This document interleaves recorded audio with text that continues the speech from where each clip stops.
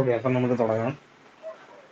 കഴിഞ്ഞ ക്ലാസ്സിൽ നമ്മൾ പ്രിയാമ്പിളിന്റെ കാര്യമാണ് പറഞ്ഞുകൊണ്ടിരുന്നത്, അല്ലെങ്കിൽ ഭരണഘടനയുടെ ആമുഖം, അതാണ് പ്രിയാമ്പിൾ. അതിനെപ്പറ്റിയാണ് പറഞ്ഞുകൊണ്ടിരുന്നത്. അതിന്റെ ബേസിക് ആയിട്ടുള്ള കുറച്ച് ഫാക്ടുകളെ പറ്റിയൊക്കെ നമ്മൾ പറഞ്ഞിരുന്നു. എന്താണ് പ്രിയാമ്പിളിൽ പറഞ്ഞേക്കുന്നത്? പ്രിയാമ്പിളിന്റെ ആ ലെറ്റേഴ്സിൽ, അതായത് എഴുതിയേക്കുന്ന ആ ഒരു പേജിൽ നിന്ന് നമുക്ക് എന്തൊക്കെയാണ് മനസ്സിലാക്കാൻ സാധിക്കുന്നത്? പ്രിയാമ്പിളിൽ പറഞ്ഞേക്കുന്ന ആശയങ്ങൾ എന്താണ്, അതിൻ്റെ അകത്ത് പ്രധാനപ്പെട്ട വാക്കുകൾ എന്താണ്, അങ്ങനെ കുറച്ച് കാര്യങ്ങളൊക്കെ നമ്മൾ പറഞ്ഞായിരുന്നു. അതുമായിട്ട് ബന്ധപ്പെട്ട് അതിലെ ഓരോ ആശയങ്ങളെയും വിശദീകരിച്ചുകൊണ്ടിരിക്കുകയാണ് നമ്മൾ കഴിഞ്ഞ ക്ലാസ്സിൽ.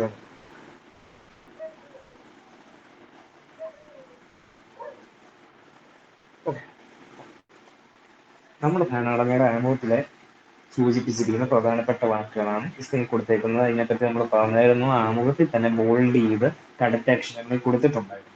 സോവറൻ, സോഷ്യലിസ്റ്റ്, സെക്യുലർ, ഡെമോക്രാറ്റിക്, അങ്ങനെ കുറച്ച് വാക്കുകൾ, ലിബർട്ടി, ഇക്വാലിറ്റി, ഫ്രറ്റേണിറ്റി, അങ്ങനെ കുറച്ച് വാക്കുകളെ പറ്റിയാണ് നമ്മൾ പറഞ്ഞുകൊണ്ടിരുന്നത്. അപ്പൊ സോവറൻ എന്താണെന്ന് നമ്മൾ പറഞ്ഞായിരുന്നു.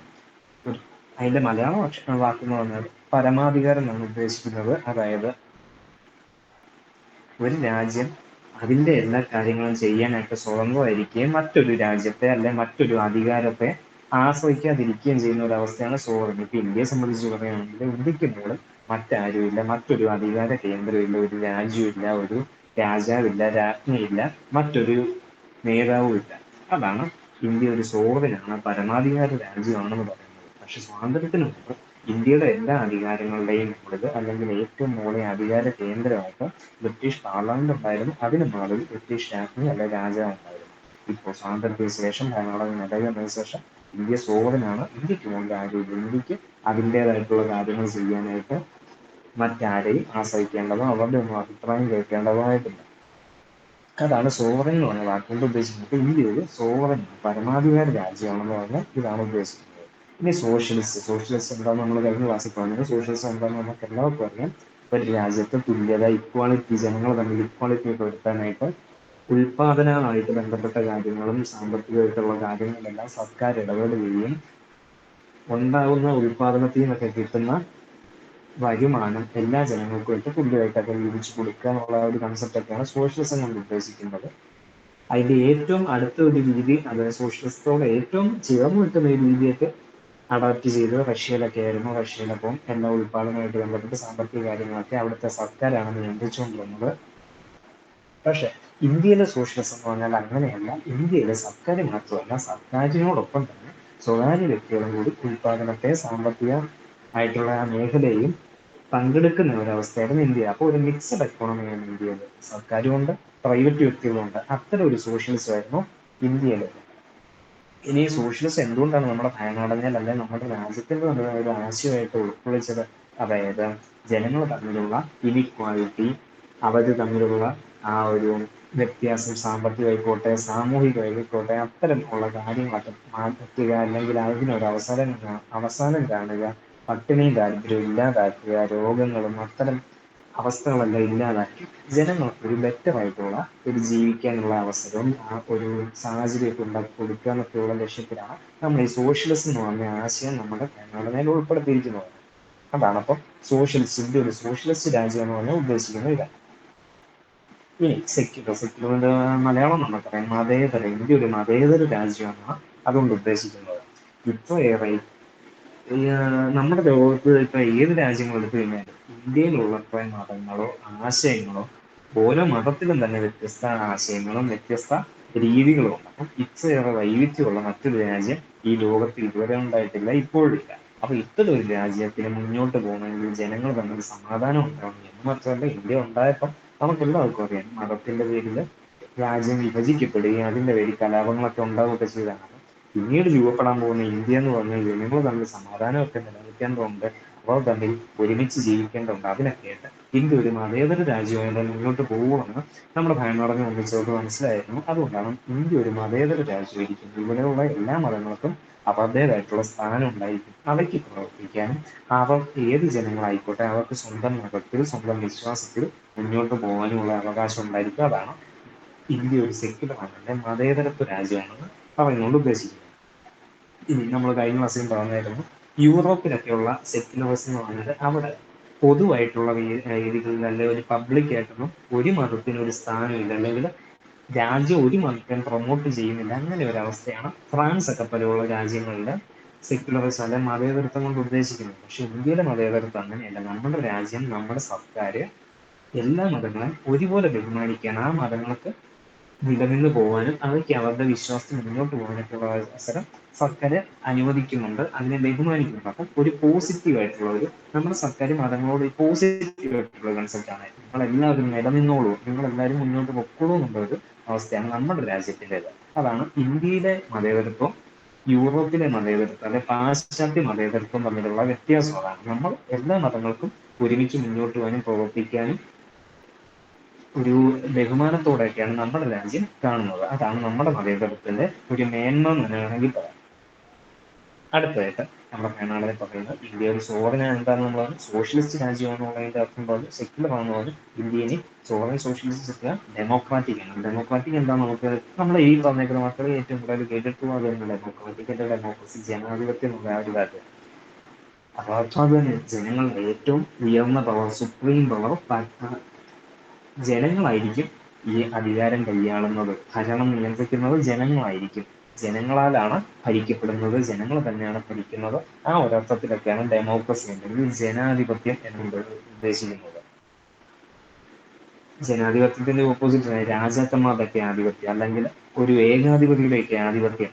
അതിൻ്റെ വ്യത്യസ്തമായിട്ട് നമ്മുടെ ഇവിടെ ജനങ്ങളാണ് ഭരിക്കുന്നത്, ഒരു രാജാവല്ല ഭരിക്കുന്നത്, അല്ലെങ്കിൽ ഒരു ഏകാധിപതിയല്ല ഭരിക്കുന്നത്, ജനങ്ങൾ തന്നെ തെരഞ്ഞെടുത്തവരാണ് ഭരിക്കുന്നത്. ഇനി ഡെമോക്രസി തന്നെ രണ്ടു തരത്തിലുണ്ടെന്ന് നിങ്ങൾക്ക് അറിയായിരിക്കും. ഡയറക്റ്റ് ഡെമോക്രസി ഉണ്ട്, ഇൻഡയറക്റ്റ് ഡെമോക്രസി ഉണ്ട്. ഡയറക്റ്റ് ഡെമോക്രസി എന്ന് പറഞ്ഞാൽ നേരിട്ടുള്ള ഡെമോക്രസി അല്ലെ ജനാധിപത്യം. ജനങ്ങൾ എല്ലാ നിയമങ്ങൾക്കും വോട്ട് ചെയ്യാതായിട്ട് ഒരു ബജറ്റ് ഈയിടയ്ക്ക് നമ്മൾ പാസ്സാക്കി, നിങ്ങൾ കേട്ടാണ്. ആ ബജറ്റിന് നമ്മളെല്ലാവരും ആ ബജറ്റ് പാസ്സാക്കാനായിട്ട് വോട്ട് ചെയ്യുന്നു എന്നിരിക്കട്ടെ. അതാണ് ഡയറക്റ്റ് ഡെമോക്രസി എന്ന് പറയുന്നത്, അല്ലെ നേരിട്ടുള്ള ജനാധിപത്യം. ഇനി ഇൻഡയറക്റ്റ് എന്ന് പറഞ്ഞാൽ എന്താണ്? നമ്മൾ തിരഞ്ഞെടുത്ത എം എൽ എമാരാണ് ചെന്ന് കേരളത്തിന്റെ ബജറ്റ് പാസ്സാക്കിയത്. ജനങ്ങൾ തന്നെയാണ് ഈ എം എൽ എമാരെ തെരഞ്ഞെടുത്തത്, പക്ഷെ ജനങ്ങൾ നേരിട്ടല്ല ചെന്ന് ഈ ബജറ്റ് പോലെയുള്ള ഈ നിയമത്തിന് വോട്ട് ചെയ്തത്. അതാണ് ഇൻഡയറക്റ്റ് ഡെമോക്രസി. ജനങ്ങൾ നേരിട്ട് ചെല്ലുന്നില്ല, എങ്കിലും ജനങ്ങൾ തെരഞ്ഞെടുത്ത ഒരു പ്രതിനിധി ഇതിന്റെ ഇടയ്ക്ക് നിന്നാണ് ഈ ജനാധിപത്യത്തിന്റെ ഭാഗമാകുന്നത്. അതാണ് ഇൻഡയറക്റ്റ് ഡെമോക്രസി. നമ്മുടെ ഇന്ത്യയിൽ ഇൻഡയറക്റ്റ് ഡെമോക്രസിയാണ് ഫോളോ ചെയ്യുന്നത്.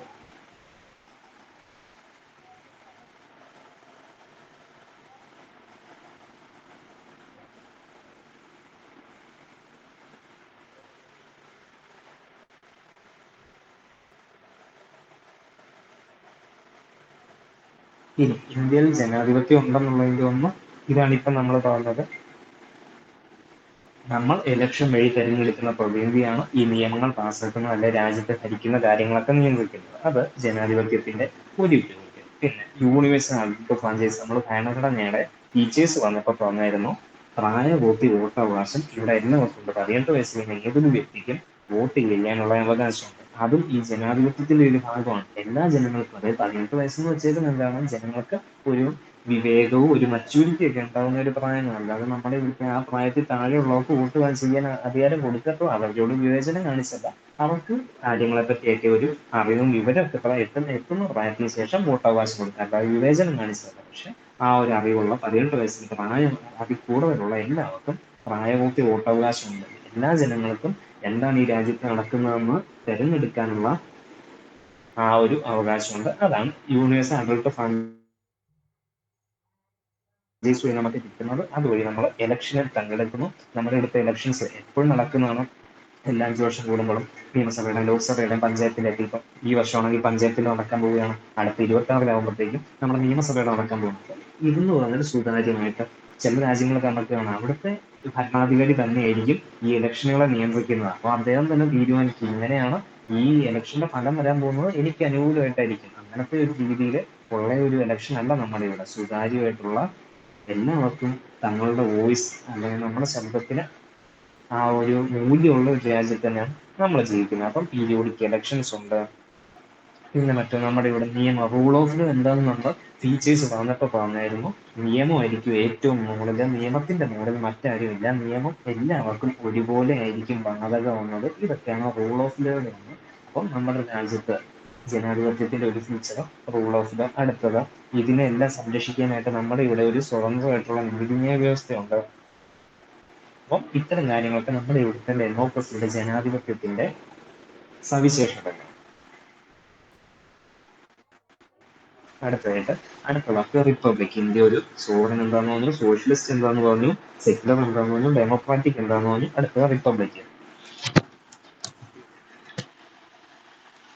റിപ്പബ്ലിക് കൊണ്ട് ഉദ്ദേശിക്കുന്നത് ഇന്ത്യയുടെ ഏറ്റവും പരമാധികാര അല്ലെങ്കിൽ ഇന്ത്യയുടെ ഹെഡ്, ഇന്ത്യയുടെ തലവൻ തെരഞ്ഞെടുക്കപ്പെട്ട വ്യക്തി ആയിരിക്കും എന്നുള്ളതുകൊണ്ടാണ് റിപ്പബ്ലിക് കൊണ്ട് ഉദ്ദേശിക്കുന്നത്. ഇന്ത്യയുടെ തലവൻ ആരാണ്? പ്രസിഡന്റാണ്. ഇന്ത്യയുടെ തലവനെ നമ്മൾ ജനങ്ങൾ തെരഞ്ഞെടുത്ത വ്യക്തിയാണ്. അതിന്റെ എതിരായിട്ട് നമ്മൾ പറയുകയാണ് ഇപ്പൊ ബ്രിട്ടൻ ഒരു റിപ്പബ്ലിക് അല്ല. കാരണം എന്താണ്? ബ്രിട്ടന്റെ ഹെഡ് എന്ന് പറഞ്ഞാൽ ഇപ്പോഴും അവിടുത്തെ രാജാവാണ്. രാജാവിനെ തെരഞ്ഞെടുത്തല്ല, അദ്ദേഹത്തിന് ജന്മാവകാശമായിട്ട് കിട്ടുന്ന ഒരു സ്ഥാനത്തിന്റെ അടിസ്ഥാനത്തിലാണ് അദ്ദേഹത്തിന് അവകാശം കിട്ടുന്നത്. അതുപോലെയല്ല നമ്മുടെ ഇന്ത്യയിലെ തലവൻ, ഇന്ത്യയുടെ തലവൻ പ്രസിഡന്റ് എന്ന് പറഞ്ഞാൽ ജനങ്ങളാൽ തെരഞ്ഞെടുക്കപ്പെട്ട വ്യക്തിയാണ്. അതുകൊണ്ടാണ് ഇന്ത്യ റിപ്പബ്ലിക് ആവുന്നത്. റിപ്പബ്ലിക് എന്നുള്ള വാക്കിന്റെ അർത്ഥം അതാണ്. നമ്മുടെ തലവനെ, നമ്മുടെ രാജ്യത്തിന്റെ തലവനെ തെരഞ്ഞെടുക്കുന്നത് ജനങ്ങളിൽ നിന്ന് തെരഞ്ഞെടുക്കുകയാണ്. അതാണ് റിപ്പബ്ലിക് കൊണ്ട് ഉദ്ദേശിക്കുന്നത്. നമ്മുടെ തലവന്റെ പേര് പ്രസിഡന്റ്. ഇനി അങ്ങനെയാണെന്നുള്ളതിന്റെ ഒരു അർത്ഥം അത് തന്നെയാണ്. ഇപ്പം ബ്രിട്ടനിലെ തലവനാവാനായിട്ട് നമുക്ക്, അല്ലെങ്കിൽ അവിടുത്തെ പ്രധാനമന്ത്രിയായിട്ടുള്ള വ്യക്തിക്ക് പോലും അവിടെ ഒന്നും പറ്റാത്തില്ല. അല്ലെങ്കിൽ കുറെ വർഷം മന്ത്രി എന്ന് വെച്ചോ പ്രധാനമന്ത്രി എന്ന് വെച്ചോ അവരാരും ബ്രിട്ടന്റെ തലവനാവാൻ പോകുന്നില്ല. കാരണം അവിടെ ജന്മാവകാശമായിട്ട് ഒരു വ്യക്തിക്ക് കിട്ടിയേക്കുന്ന, ആ ഒരു കുടുംബത്തിന്റെ പേര് കിട്ടിയേക്കുന്ന അവകാശമാണ് അദ്ദേഹത്തെ തലവനായിട്ട്. നമ്മുടെ രാജ്യത്ത് അങ്ങനെയാണ്. അല്ല, ഇവിടെ ഏതെങ്കിലും അധികാരം കയ്യാളി എന്ന് വെച്ചോ അല്ലെങ്കിൽ ഏതെങ്കിലും വലിയൊരു കുടുംബത്തിൽ ജനിച്ചെന്ന് വെച്ചോ നമ്മുടെ ഇവിടുത്തെ തലവനാവാൻ സാധിക്കത്തില്ല. മറിച്ച് ജനങ്ങളിൽ നിന്ന് തെരഞ്ഞെടുത്ത് ഏതൊരു വ്യക്തിക്കും പ്രസിഡന്റ് ആവാം. നമ്മുടെ മലയാളിയായിട്ടുള്ള KR നാരായണൻ പ്രസിഡന്റ് ആയിട്ടുണ്ട്. വിഴൂർ എന്ന് പറഞ്ഞ ചെറിയൊരു സ്ഥലത്ത് ജനിച്ച അദ്ദേഹം പ്രസിഡന്റ് ആയിട്ടുണ്ട്. അതിന്റെ അർത്ഥം നമുക്ക് എല്ലാവർക്കും പ്രസിഡന്റ് ആവാൻ പറ്റും. അല്ലാതെ ഒരു ജന്മാവകാശമൊക്കെ കിട്ടുന്ന ഒന്നിന്റെ പേരിലല്ല നമ്മുടെ ഇവിടെ നമ്മുടെ രാജ്യത്തിന്റെ തലവനാണ്. അതൊക്കെയാണ് റിപ്പബ്ലിക് കൊണ്ട് ഉദ്ദേശിക്കുന്നത്. അടുത്തത്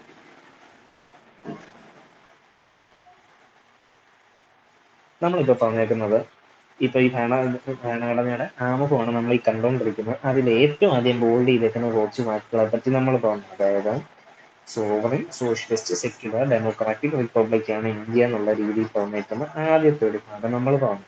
ഇനി എന്താണ് നമ്മുടെ ഈ ഭരണഘടന കൊണ്ട് ലക്ഷ്യം വെക്കുന്നത് എന്നുള്ളതാണ് ഈ താഴെ കൊടുത്തേക്കുന്നത്. Justice, liberty, equality, fraternity. Justice എന്ന് പറഞ്ഞാൽ നീതി, ലിബർട്ടി എന്ന് പറഞ്ഞാൽ സ്വാതന്ത്ര്യം, ഇക്വാളിറ്റി എന്ന് പറഞ്ഞാൽ സമത്വം, ഫ്രറ്റേണിറ്റി എന്ന് പറഞ്ഞാൽ സാഹോദര്യം. അപ്പോൾ ഇതൊക്കെയാണ് നമ്മുടെ ഭരണഘടനയുടെ ഒബ്ജക്റ്റീവ് അല്ലെങ്കിൽ ലക്ഷ്യങ്ങൾ.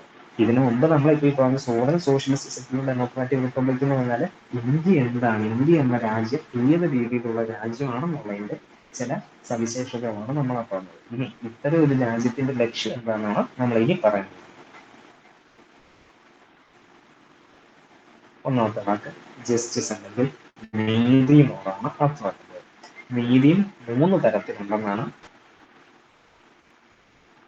നമ്മളിവിടെ പറഞ്ഞിരിക്കുന്നത്. ജസ്റ്റിസ്, സോഷ്യൽ ആയിട്ടുള്ള നീതിയുണ്ട്, എക്കണോമിക് ആയിട്ടുള്ള നീതിയുണ്ട്, പൊളിറ്റിക്കൽ ആയിട്ടുള്ള നീതിയുണ്ട്. സാമൂഹികമായിട്ടുള്ള നീതി, സാമ്പത്തികമായിട്ടുള്ള നീതി, രാഷ്ട്രീയമായിട്ടുള്ള നീതി.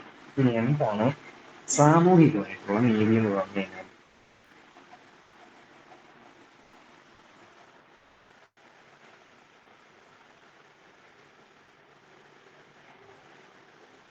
എല്ലാവരെയും തുല്യമായിട്ട് കാണുക, എല്ലാവരെയും തുല്യമായിട്ട് പരിഗണിക്കുക.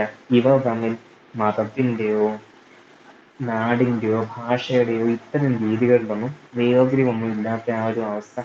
ഇതൊക്കെയാണ് സോഷ്യലൈസ്ഡ് ആയിട്ടുള്ള നീതി അല്ലെങ്കിൽ സാമൂഹ്യ നീതി കൊണ്ട് ഉദ്ദേശിക്കുന്നത്. ഇനി സാമ്പത്തികമായിട്ടുള്ള നീതി കൊണ്ട് ഉദ്ദേശിക്കുന്നത് ജനങ്ങൾ തമ്മിൽ സാമ്പത്തികമായിട്ടുള്ള കാര്യങ്ങളിൽ വേർതിരിവൊന്നും ഉണ്ടാവാതിരിക്കുക, അല്ലെങ്കിൽ സമ്പന്നന് പ്രത്യേക അവകാശങ്ങളോ അധികാരങ്ങളോ ഒന്നും കിട്ടാതിരിക്കുക, അതൊക്കെയാണ് സാമ്പത്തികമായിട്ടുള്ള നീതി കൊണ്ട് ഉദ്ദേശിക്കുന്നത്. രാഷ്ട്രീയമായിട്ടുള്ള നീതി എന്ന് പറഞ്ഞാൽ എല്ലാവർക്കും വോട്ട് ചെയ്യാനൊക്കെയുള്ള അവകാശം. ഇപ്പൊ ഈ പറഞ്ഞ പോലെ നമ്മുടെ ഇവിടുത്തെ പ്രസിഡന്റ് ആവാനായിട്ട് ഏതൊരു പൗരന് സാധിക്കുക. അതിൽ മറിച്ച് നമ്മുടെ രാജ്യത്ത് ഇത്ര സ്ഥലങ്ങളുള്ള അല്ലെങ്കിൽ ഇത്ര സമ്പത്തെങ്കിലുള്ള ഒരാളെ ഇവിടെ പ്രസിഡന്റ് ആവാൻ പറ്റുമോ എന്നൊക്കെ പറയുകയാണെങ്കിൽ അതൊരു പൊളിറ്റിക്കൽ ആയിട്ടുള്ള നീതി അല്ലെങ്കിൽ ജസ്റ്റിസ് ഇല്ലാത്ത ഒരവസ്ഥയായിരിക്കും. ഇപ്പം നീതി മൂന്ന് തരത്തിലാണ് നമ്മുടെ ഭരണഘടന പറഞ്ഞിരിക്കുന്നത്: സോഷ്യൽ സാമൂഹികമായിട്ടുള്ള നീതി, എക്കണോമിക് സാമ്പത്തികമായിട്ടുള്ള നീതി, പൊളിറ്റിക്കൽ രാഷ്ട്രീയമായിട്ടുള്ള നീതി.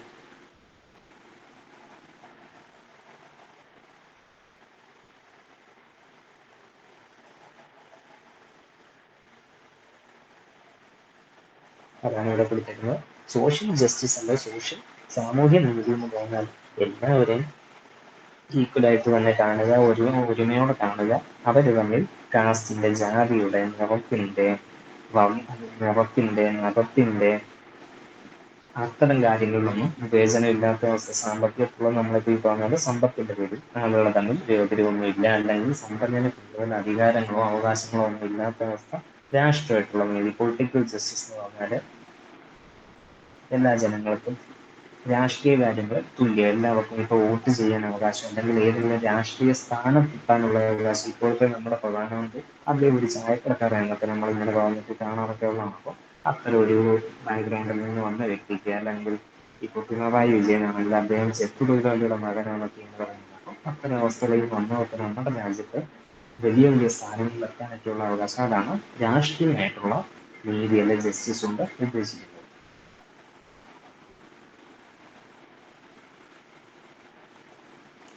അടുത്ത വാക്ക് ലിബർട്ടി. ലിബർട്ടി എന്ന് പറഞ്ഞാൽ ഈ പറയുന്ന മൂന്ന് വാക്ക് ലിബർട്ടി, ഇക്വാലിറ്റി, സർട്ടിഫിക്കറ്റ്, അതിനെപ്പറ്റി നമ്മൾ കേൾക്കുമ്പോൾ ഫ്രഞ്ച് വിപ്ലവത്തിന്റെ ഭാഗമായിട്ട് നമ്മൾ കേട്ടിട്ടുള്ളതാണ്. അപ്പം ആ ഒരു രീതിയിൽ നമ്മൾ പഠിച്ചതുമാണ്. ഫ്രഞ്ച് ഭരണഘടനയിൽ നിന്ന് നമ്മൾ കടന്നുണ്ടാക്കുന്ന ആശയങ്ങളാണ് ലിബർട്ടി എന്ന് പറഞ്ഞാൽ സ്വാതന്ത്ര്യം എന്നാണ് ഉദ്ദേശിക്കുന്നത്. ഓരോ പൗരനും അവന് ചെയ്യാൻ ആഗ്രഹിക്കുന്ന കാര്യങ്ങൾ ചെയ്യാൻ സാധിക്കുക. അതായത് ഇപ്പൊ നമ്മളെ സംബന്ധിച്ച് നമ്മൾ കാശ്മീരിൽ യാത്ര പോകാൻ ആഗ്രഹിക്കണമെന്ന് വയ്ക്കുക. പക്ഷെ നമുക്ക് ലിബർട്ടി ഇല്ല. നമുക്ക് നമ്മുടെ കേരളത്തിൽ സഞ്ചരിക്കുന്ന സ്വാതന്ത്ര്യത്തോടുകൂടി കാശ്മീരിൽ സഞ്ചരിക്കാൻ പറ്റില്ല. നമ്മൾ അവിടെ കയറണമെങ്കിൽ എന്തെങ്കിലും ടാക്സ് കൊടുക്കുന്നു. അങ്ങനത്തെ ഒരു രീതിയാണ് ഇരിക്കുന്നത്. അപ്പൊ അത് നമുക്ക് സ്വാതന്ത്ര്യം തരുന്നില്ല. അല്ലെങ്കിൽ നമുക്ക് കേരളത്തിൽ ഒരു ജോലി എടുക്കാൻ സാധിക്കുന്നില്ല, അതുപോലെ നമുക്ക് തമിഴ്നാട്ടിൽ ചെന്ന് ജോലി എടുക്കാൻ സാധിക്കുന്നില്ല. കാരണം അവിടെ ചെല്ലുമ്പം മലയാളികളായിട്ടുള്ളവർക്ക് അവിടെ ചെന്ന് പണിയെടുക്കണമെങ്കിലും തമിഴിൽ നിന്ന് വ്യത്യസ്തമായിട്ട് എന്തെങ്കിലും നികുതി കൊടുക്കണമെന്നില്ല. അപ്പം അതെന്നൊക്കെ പറഞ്ഞാൽ ഒരു സ്വാതന്ത്ര്യം ഇല്ലാത്ത അവസ്ഥ. നമ്മുടെ രാജ്യത്ത് മൊത്തം തുല്യത ഇല്ലാത്ത ഒരവസ്ഥയൊക്കെയാണ്. പക്ഷെ നമ്മുടെ രാജ്യത്ത് അങ്ങനെയല്ല. നമ്മുടെ രാജ്യത്ത് ലിബർട്ടി അല്ലെ സ്വാതന്ത്ര്യം തരുന്നുണ്ട്. അതിനർത്ഥം എല്ലാ പൗരനും അവന് ചെയ്യാൻ ആഗ്രഹിക്കുന്ന കാര്യങ്ങൾ ചെയ്യാൻ സാധിക്കുന്ന ഒന്നാണ് നമ്മുടെ ഭരണഘടന ഉറപ്പുവരുന്നത്. പക്ഷെ എന്ത് വേണമെങ്കിലും ചെയ്യാനാണ്. ഇപ്പം നമുക്ക് അങ്ങനെ ഒരു സ്വാതന്ത്ര്യം തന്നു എന്ന് വെച്ച് നമ്മുടെ ഏതെങ്കിലും നമുക്ക് ദേഷ്യമുള്ള ഒരാളെ ചെന്ന് അടിക്കാനോ അദ്ദേഹത്തിനെതിരെ ഏതെങ്കിലും തരത്തിലുള്ള അക്രമ പ്രവൃത്തികൾ ചെയ്യാനോ അങ്ങനെയൊന്നും. അതല്ലെങ്കിൽ നമുക്ക് നമ്മുടെ പൊതു ഇടത്തിൽ ചെന്ന് മാലിന്യങ്ങളൊക്കെ ഇട്ട് അവിടെയൊക്കെ നാശമാക്കണം, അങ്ങനെയല്ല. മറ്റുള്ളവരുടെ സ്വാതന്ത്ര്യവും അല്ലെ ഫണ്ടമെന്റൽ റൈറ്റുകളും അവർക്ക് ജീവിക്കാനുള്ള അവകാശം, നമ്മുടെ രാജ്യത്തിന്റെ മൊത്തമായിട്ടുള്ള സെക്യൂരിറ്റി എല്ലാം പരിഗണിച്ച് അതിനോട് ഒത്തുപോകുന്ന കാര്യങ്ങളൊക്കെ നമുക്ക് ചെയ്യാൻ സാധിക്കും. അപ്പം നമുക്ക് സ്വാതന്ത്ര്യം തന്നിട്ടുണ്ട് എങ്കിൽ പോലും നമുക്ക് എല്ലാം ചെയ്യാനല്ല അതിന്റെ അർത്ഥം. നമ്മുടെ രാജ്യത്തിന്റെ മറ്റു കാര്യങ്ങൾ, മറ്റു പൗരന്മാരുടെ അവസ്ഥകളെല്ലാം പരിഗണിച്ചിട്ട് ഉള്ള ഒരു സ്വാതന്ത്ര്യമാണ് നമുക്ക് തന്നിരിക്കുന്നത്. എങ്കിലും ബാക്കിയുള്ള കാര്യങ്ങൾ, ഇത്തരം പ്രശ്നങ്ങളൊന്നും ഇല്ലാത്ത എന്ത് കാര്യങ്ങളും ചെയ്യാനായിട്ട് നമ്മുടെ ഭരണഘടന നമ്മളെ അനുവദിക്കുന്നുണ്ട്. അടുത്തതായിട്ട് ഇക്വാലിറ്റി. ഇക്വാലിറ്റി ഇത് തന്നെയാണ്, തുല്യത എന്നുള്ളതാണ്, അല്ലെ സമത്വം എന്നുള്ളതാണ് അതുകൊണ്ട് ഉദ്ദേശിക്കുന്നത്. ആർക്കും എന്തിൻ്റെങ്കിലും അടിസ്ഥാനത്തിൽ പ്രത്യേക ഒരു പരിഗണന കിട്ടത്തില്ല. സാമ്പത്തികമായിക്കോട്ടെ, അല്ലെങ്കിൽ ഏതെങ്കിലും ജാതി ജനിച്ചതുകൊണ്ടായിക്കോട്ടെ, ഏതെങ്കിലും മതത്തിൽ ജനിച്ചുകൊണ്ടായിക്കോട്ടെ, ഏതെങ്കിലും കുടുംബത്തിൽ ജനിച്ചുകൊണ്ടായിക്കോട്ടെ, ഏതെങ്കിലും നാട്ടിൽ ജനിച്ചതുകൊണ്ടായിക്കോട്ടെ, അല്ലെങ്കിൽ ഏതെങ്കിലും നിറമുള്ളത് കൊണ്ടായിക്കോട്ടെ, ഇതിൻ്റെ ഒന്നും പേരിൽ യാതൊരു പരിഗണന ഉണ്ടായിരിക്കില്ല. അല്ലെങ്കിൽ ഇത്തരം ഏതിലെങ്കിലും ജനിച്ചു എന്നുള്ളതുകൊണ്ട് പ്രത്യേകം വിവേചനം ഒരു വ്യക്തിക്കെതിരെ ഉണ്ടാകാൻ സാധിക്കില്ല. അതാണ് നമ്മുടെ രാജ്യം പ്രദാനം ചെയ്യുന്ന തുല്യത, ഈക്വാലിറ്റി കൊണ്ട് ഉദ്ദേശിക്കുന്നത്. ഇനി ഫ്രറ്റേണിറ്റി എന്ന് പറഞ്ഞാൽ സാഹോദര്യം. അത് നമ്മൾ വെച്ചിട്ടുണ്ടെങ്കിൽ സാഹോദര്യം എന്ന് പറഞ്ഞാൽ എല്ലാ വ്യക്തികൾക്കും തുല്യമായിട്ട്, അല്ലെങ്കിൽ എല്ലാ വ്യക്തികളും ഒരു ഐക്യത്തോടെ ഹാർമണിയോടുകൂടിയൊക്കെ മുന്നോട്ട് പോവുക, അല്ലെങ്കിൽ ഒരു സാഹോദര്യ എല്ലാവരും നമ്മുടെ എല്ലാ ഇന്ത്യക്കാരും നമ്മുടെ സഹോദരി സഹോദരന്മാരാണൊക്കെ അങ്ങോട്ട് എടുക്കുന്ന ആ ഒരു രീതിയിൽ അതാണ് ഉദ്ദേശിക്കുന്നത്. അതോടൊപ്പം നമ്മുടെ പ്രിയാമ്പിളില് ഇപ്പൊ ഫസ്റ്റേഴ്സ് എടുത്തുള്ള അക്ഷരം dignity of individual and unity and integrity of nation.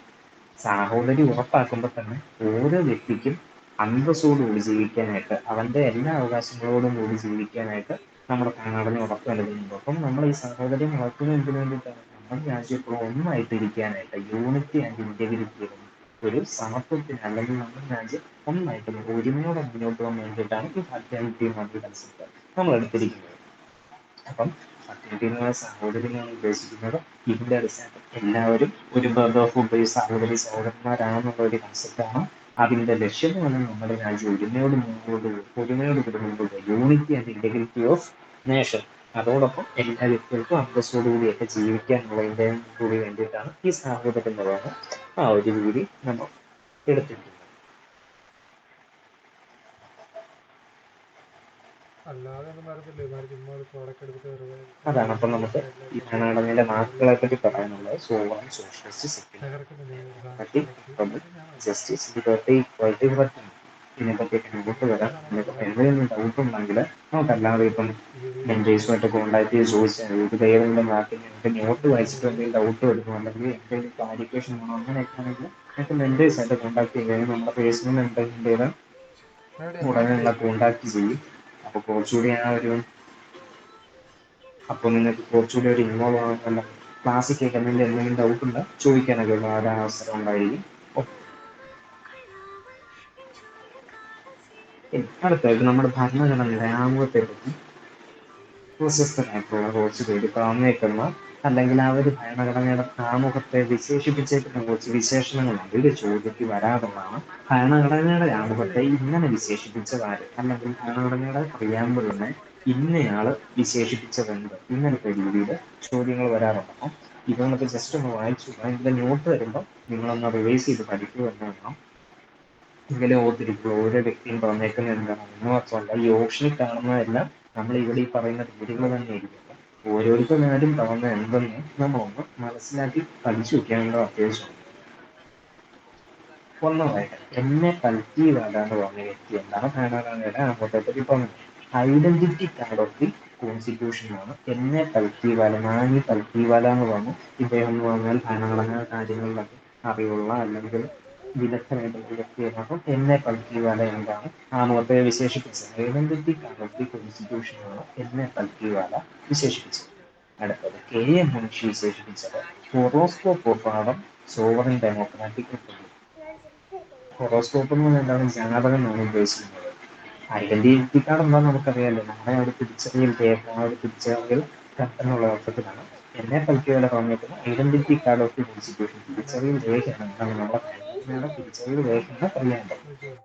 K M Munshi പറഞ്ഞിരിക്കുന്ന എന്താണ്? ഭരണഘടനയുടെ നമ്മുടെ രാജ്യത്തിന്റെ ജാതകമാണ് ഈ പറയുന്ന ആമുഖം അറിയേണ്ടത്. അതാണ് ഹൊറോസ്കോപ്പ് എന്ന് പറയുന്ന ജാതകമാണ് ഹൊറോസ്കോപ്പ് എല്ലാവരും ഓഫ് ഇരിപ്പുണ്ട്. ഞാൻ സോവറിൻ കഴിയുമ്പോൾ ഞാൻ ഡെമോക്രാറ്റിക് എഡിറ്റ് നോക്കിയിട്ട് റിപ്പബ്ലിക്. കണ്ടില്ല അതിൻ്റെ അടുത്ത ഈ അൽനാടി പേരുണ്ടല്ലോ കൃഷ്ണസ്വാമി നമ്മുടെ അയ്യർ. സാധനത്തെ. ഇപ്പൊ ഇവര് പറയുന്നുണ്ടല്ലോ ഈ സ്കിന്നിലേക്ക് എടുക്കുന്ന സാധനം നമ്മുടെ ബ്ലഡിലേക്ക് അബ്സോർബ് ചെയ്യുന്നു, അങ്ങനെ എന്തൊക്കെ പറയുന്നത് കൊള്ളാണ്.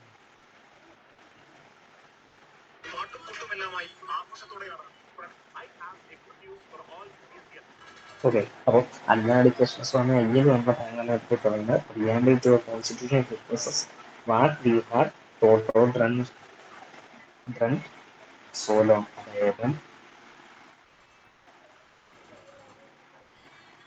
നമ്മൾ, അതായത് സ്വാതന്ത്ര്യത്തിന് മുമ്പ് നമ്മൾ കുറേയേറെ കാലം ഒരു സ്വപ്നത്തിന് വേണ്ടി അല്ലെങ്കിൽ ഒരു സ്വാതന്ത്ര്യത്തിന് വേണ്ടി കുറെ കഷ്ടപ്പെട്ടിട്ടാണ് നമുക്ക് ഈ സ്വാതന്ത്ര്യം കിട്ടിയത്. എന്താണോ നമ്മൾ ആ സമയത്ത് ആഗ്രഹിച്ചത് അതാണ് ഈ പറയുന്ന ഭരണഘടനയുടെ പ്രിയാമ്പിൾ കൊണ്ട് നമ്മൾ ഉദ്ദേശിക്കുന്നതെന്നാണ് അല്ലാടി കൃഷ്ണസ്വാമി അയ്യര് പറഞ്ഞിട്ടുണ്ട്.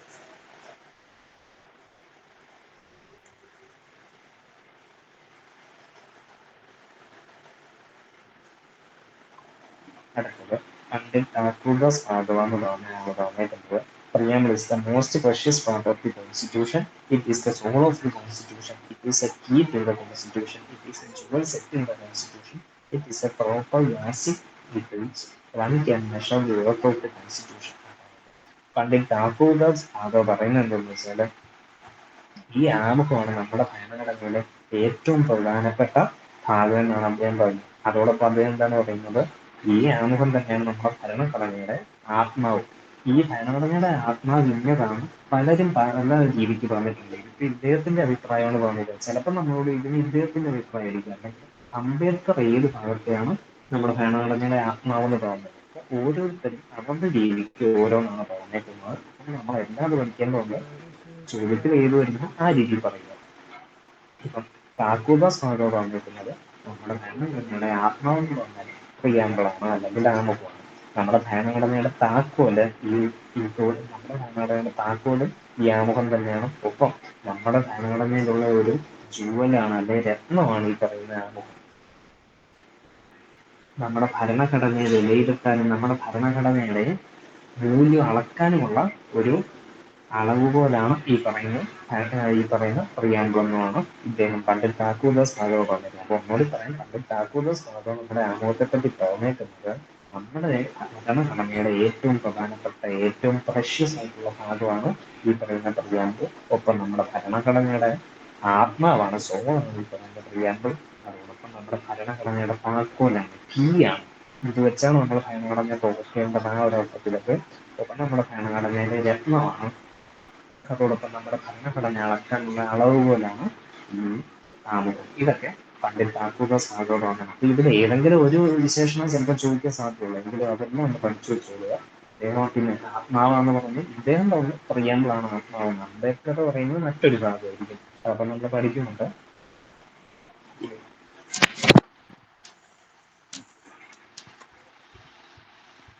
ഏണസ്റ്റ് ബാഫർ എന്ന് പറഞ്ഞ വ്യക്തി എന്താണ് പറഞ്ഞത്, ഇതാണ് കീനോട്ട്. കീനോട്ട് എന്ന് പറഞ്ഞാൽ എന്താണ്, ഏറ്റവും ആ ഒരു അധ്യക്ഷത, അല്ലെങ്കിൽ ആ ഒരു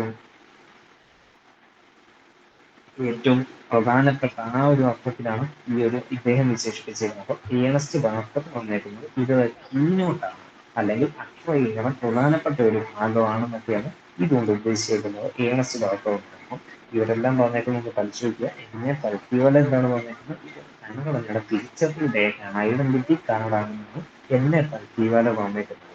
ഇനി കെ എം മുൻഷി പറഞ്ഞേക്കുന്നത് നമ്മുടെ ഭരണഘടനയുടെ ഹൊറോസ്കോപ്പാണ്, അതായത് ജാതകമാണെന്നാണ് ഇദ്ദേഹം പറഞ്ഞിരിക്കുന്നത്.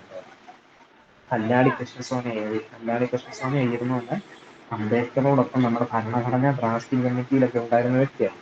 അദ്ദേഹം പറഞ്ഞിരിക്കുന്നത് നമ്മുടെ ഭരണഘടന എന്തായിരിക്കണമെന്ന് നമ്മൾ വർഷങ്ങളായിട്ട് ആഗ്രഹിച്ചു, അതാണ് ഈ പ്രിയാമ്പിൾ കൊണ്ട് ഉദ്ദേശിക്കുന്നത്. എന്താണ് നമ്മൾ സ്വപ്നം സ്വാതന്ത്ര്യം നേടിയെടുത്തത്, എന്ത് ഭരണഘടന സ്വപ്നം എന്താണോ നമ്മൾ സ്വാതന്ത്ര്യം നേടിയെടുത്തത്, അത് ഈ പ്രിയാമ്പിളിൽ നിന്ന് നമുക്ക് മനസ്സിലാക്കാൻ സാധിക്കും എന്നൊക്കെയാണ് കല്യാണി കൃഷ്ണസ്വാമി എഴുതിയിട്ടുള്ളത്. താക്കൂർദാസ് മാധവയാണ് അദ്ദേഹം പറഞ്ഞാണ് കൂടുതലായിട്ട് ഇവിടെ നമ്മൾ കൊടുത്തേക്കുന്നത്. ഏറ്റവും പ്രഷ്യസ് ആയിട്ടുള്ള ഏറ്റവും മൂല്യമുള്ള ഭാഗമാണ്. അടുത്തത് നമ്മുടെ ഭരണഘടനയുടെ ആത്മാവാണ്, സോളാണ്. അടുത്തത് താക്കോലാണ്, അല്ലെങ്കിൽ കീ ടു ദ കോൺസ്റ്റിറ്റ്യൂഷനാണ്. അടുത്തത് ജൂവലാണ്, അല്ലെങ്കിൽ രത്നമാണ് നമ്മുടെ ഭരണഘടനയുടേത്, അല്ലെങ്കിൽ നമ്മുടെ ഭരണഘടനയുടെ മൂല്യം അളക്കാനുള്ള അളവ് പോലാണ് ഈ പറയുന്നത് ആമുഖം. ഇതെല്ലാം പണ്ഡിറ്റ് താക്കൂർദാസ് മാധവ ഭരണഘടനയുടെ ആമുഖത്തെ പറ്റി പറഞ്ഞു. അടുത്തത് ഏണസ്റ്റ് മാധവമാണ്, ഇത് കീ നോട്ടാണ്, ഏറ്റവും പ്രധാനപ്പെട്ട ഒരു ഭാഗമാണെന്നുള്ള രീതിയിൽ തന്നെയാണ് അദ്ദേഹം പറഞ്ഞത് കീ നോട്ടാണെന്ന് ഏണസ്റ്റ് മാധവ. നമ്മൾ ഇങ്ങോട്ട് വരുമ്പോൾ നമ്മൾ ഓരോരുത്തരും എന്താണ് തോന്നിയിട്ടുണ്ടെന്ന് വായിക്കുക, ഇടയ്ക്ക് റിവൈസ് ചെയ്യുന്നതാണ് ലോ പഠിക്കുന്നത്. കാരണം ചോദ്യം വരുമ്പോൾ ഓപ്ഷൻസ് ഇല്ലാത്ത എല്ലാവരുടെയും തെളിവുകൾ ഉണ്ടാക്കാം. ഇതാണ് അങ്ങനെ ഒരു ചോദ്യം PSC ചോദിച്ചിട്ടുള്ളതാണ്. Who among the following is the preamble is the horoscope of our sovereign democratic republic constitution? അതായത് നമ്മുടെ ഭരണഘടനയുടെ,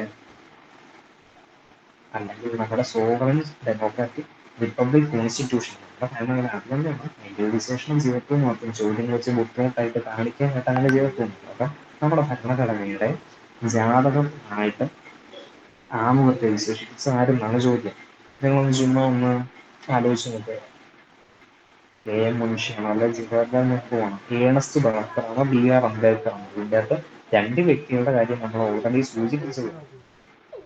പക്ഷെ നമ്മൾ പരീക്ഷ കൂടി ചെന്ന് കഴിയുമ്പോൾ അംബേദ്കർ ആയിരിക്കുമോ പറഞ്ഞത്, കാരണം അദ്ദേഹം ഭരണഘടന ഉണ്ടാക്കുന്ന വലിയൊരു പങ്ക് വഹിച്ചിട്ടാണ്. ഇത് നികത്തില്ല. ഖുർആന്റെ കൺസെപ്റ്റിലാണ് ഈ ഒബ്ജക്റ്റീവ് റെസൊല്യൂഷനോ അല്ലെങ്കിൽ അതിന് പറയാനുള്ള വന്നത് തന്നെ. അപ്പോൾ അദ്ദേഹം ഇരിക്കും. അതിനാണ് നമ്മൾ ഓരോന്നും റിവൈസ് ചെയ്യണമെന്നുണ്ട്. ഇതിലാരാണ് ഹോറോസ്കോപ്പ് അല്ല ജാതകമാണ് പറഞ്ഞത്? അത് ഓപ്ഷൻ എ കെ എം മുൻഷിയാണ്, ജാതകമാണ്, നമ്മുടെ ഭരണഘടനയുടെ ജാതകമാണ് ഈ പ്രിയാമ്പിൾ അല്ലെങ്കിൽ ആമുഖം എന്ന് പറഞ്ഞത്. ചോദിച്ചു. ഓക്കെ, അതൊന്ന് പറഞ്ഞോളൂ. അടുത്ത അടുത്ത ടോപ്പിക്കിലേക്കാണ് പോകുന്നത്. നമ്മുടെ പ്രിയാമ്പിളുമായിട്ട് ബന്ധപ്പെട്ട് ഓക്കെ. ഈ പറയുന്ന ആമുഖം നമ്മുടെ ഭരണഘടന എന്ന് പറയുന്ന ആ ഒരു രേഖയുടെ ഭാഗമാണോ എന്നുള്ളതാണ് ഒരു ചോദ്യമായിട്ട്, അല്ലെങ്കിൽ ഈ ഭരണഘടന നിലയിൽ വന്ന സമയത്ത് ഉണ്ടായിരുന്നത്. ഓക്കെ, നമുക്കൊരു ഭരണഘടന ഉണ്ട്, അതിനൊരു ആമുഖമുണ്ട്. ഈ ആമുഖം ഭരണഘടനയുടെ തന്നെ ഭാഗമാണോ അതോ സൗണ്ട് ഉണ്ട്. വ്യത്യസ്തമായിട്ടുള്ള ഒരു ഭാഗമാണോ എന്ന് ഓഡിയോ കിട്ടുന്നില്ല. ഒരു സംശയം അല്ലെങ്കിൽ ചോദ്യം. ഇതിന്റെ ഉത്തരങ്ങൾ വന്നത് നമ്മുടെ ഭരണഘടനയായിട്ട് ബന്ധപ്പെട്ട കാര്യങ്ങളിലെല്ലാം അവസാനത്തെ തീരുമാനം എടുക്കുന്ന ആരാണ്? സുപ്രീം കോടതിയായിരിക്കും. അങ്ങനെ സുപ്രീം കോടതിയുടെ വിജ്ഞാനത്തിൽ നിന്ന് തന്നെയാണ് ഇതിനെപ്പറ്റി നമുക്ക് വ്യക്തത വരുന്നത്.